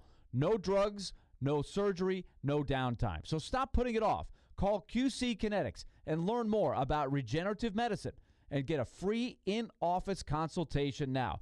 Call the local medical professionals at QC Kinetics. 615-249-4024. That's 615-249-4024 for QC Kinetics. Repair and restore damaged tissue in your joints and get the long-lasting relief from pain. Upgrade her diamond ring this summer with no money down and 0 interest for 5 years. Yes! This killer offer has been extended through July 2nd. Our most aggressive offer of the year continues, but won't be extended again. It's not just on engagement rings. It's earrings, bracelets, bands, colored gemstone jewelry. Buy now, pay nothing down, and spread your payments over 5 years with 0 interest. So that $5,000 eternity band comes out to just $85 a month. One-of-a-kind designer jewelry is also included in this amazing offer. Now through July 2nd at Genesis Diamonds. Open this Sunday. Green Hills and Cool Springs. Approved credit. Where will you be for the Ally 400 at the Nashville Super Speedway? The Tootsie's Infield Club will be the coolest spot in the house before and during the race. With the shaded seating, cold drinks, and live music, it's just like Broadway at the Speedway. You'll be close to the bar, the bathroom, and all the action in Turn 4. How do you get in? Add a fan walk or pre-race track access pass to your Ally 400 ticket purchase, and we'll see you at the Tootsie's Infield Club. O'Reilly. Restore shine and protect your interior with Armor All cleaning and protectant wipes at O'Reilly Auto Parts. Right now, buy 2 canisters of Armor All wipes and get 1 free. Plus, you'll earn double O Rewards points. Clean, shine, and protect with Armor All wipes available at your local O'Reilly Auto Parts or shop online at O'ReillyAuto.com. O'Reilly Auto Parts. Robbie Stanley. They get a lead in that game and just totally close the door. Joe Rexroad. If he plays next year, it's disastrous. Robbie and Rexroad. Mornings from 6 to 10 on Nashville's best sports talk. ESPN 102.5 and 106.3 The Game. And on the Game Nashville app. You're listening to Stillman and Company. Sounds like this has been a game-changing day for all of us. Presented by TriStar Moving. on ESPN 102.5 and 106.3 The Game. And on the Game Nashville app. Stillman and Company. Caroline Fenton, Elijah Campbell behind the glass hanging out with y'all. We've got a big hockey game tonight. Stanley Cup Finals could end tonight. We've got some baseball games, so let's make some money on it with Caroline's. Get in on the action. Put the money on the mahogany. What's on tap on the sports books? It's time to break it all down with Caroline's. Here on Stillman and Company. on ESPN 102.5 The Game and the Game Nashville app. Elijah, you are our guest of honor today. Would you like to go first? Yeah, I'll go ahead and go Take with the reins. the big one tonight. I know you're loving the Avalanche. You teased it earlier in the show. But I can't bet against the Lightning. I think they at least push it to 6. It would just feel weird and almost anticlimactic for this series to just end in 5. And I know that's not great analysis on the matchup, but these teams are too good for it to not go at least 6. I think the Avs close it out in 6 on the road, but the Lightning, and at plus 150, you don't get many times where the Lightning are at plus odds in any game. So I like the Lightning at plus 150. That is fair. And I do think that there's a good element of this where it's almost like the world correcting itself, that after that game 4, after the way that it ended, just an absolute heartbreak loss for the Lightning. And the more and more that comes out about it, the more and more I think that should not have been a goal in overtime. And the more and more I think that the Lightning should have been able to stay alive in that game 4. And the way that they were playing in game 4, I mean, I thought it was going to be Lightning no matter what. So I do think that there's a good bit of maybe the universe correcting itself, and Lightning could come back after such a heartbreaking loss and get a win here tonight. But I'm actually going to take Colorado on the money line. On the Caesars Sportsbook app, it's minus 175 odds, my favorite sportsbook app. I think Colorado's going to end it tonight because of exactly that. That the Lightning, I think, played absolutely lights out. I think they were playing their best hockey in game 4, and it was such a tough loss for them. And they were playing their best, yet it still wasn't enough. And also, the game being back in Colorado, I think plays a huge role in this. I mean, the game is back at Ball Arena. Lightning were outscored 11-3 and losing in their first 2 losses of the series. And in the playoffs, The Avs are 7-2 overall at home.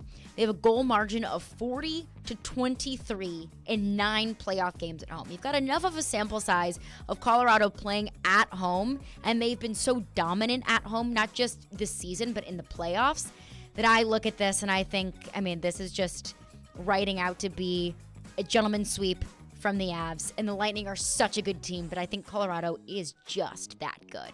Dare we touch the over-under? I think it's set at 6 Ooh. last. That's going to be tough because I feel like this is going to be the game where you're getting Vasilevsky's best.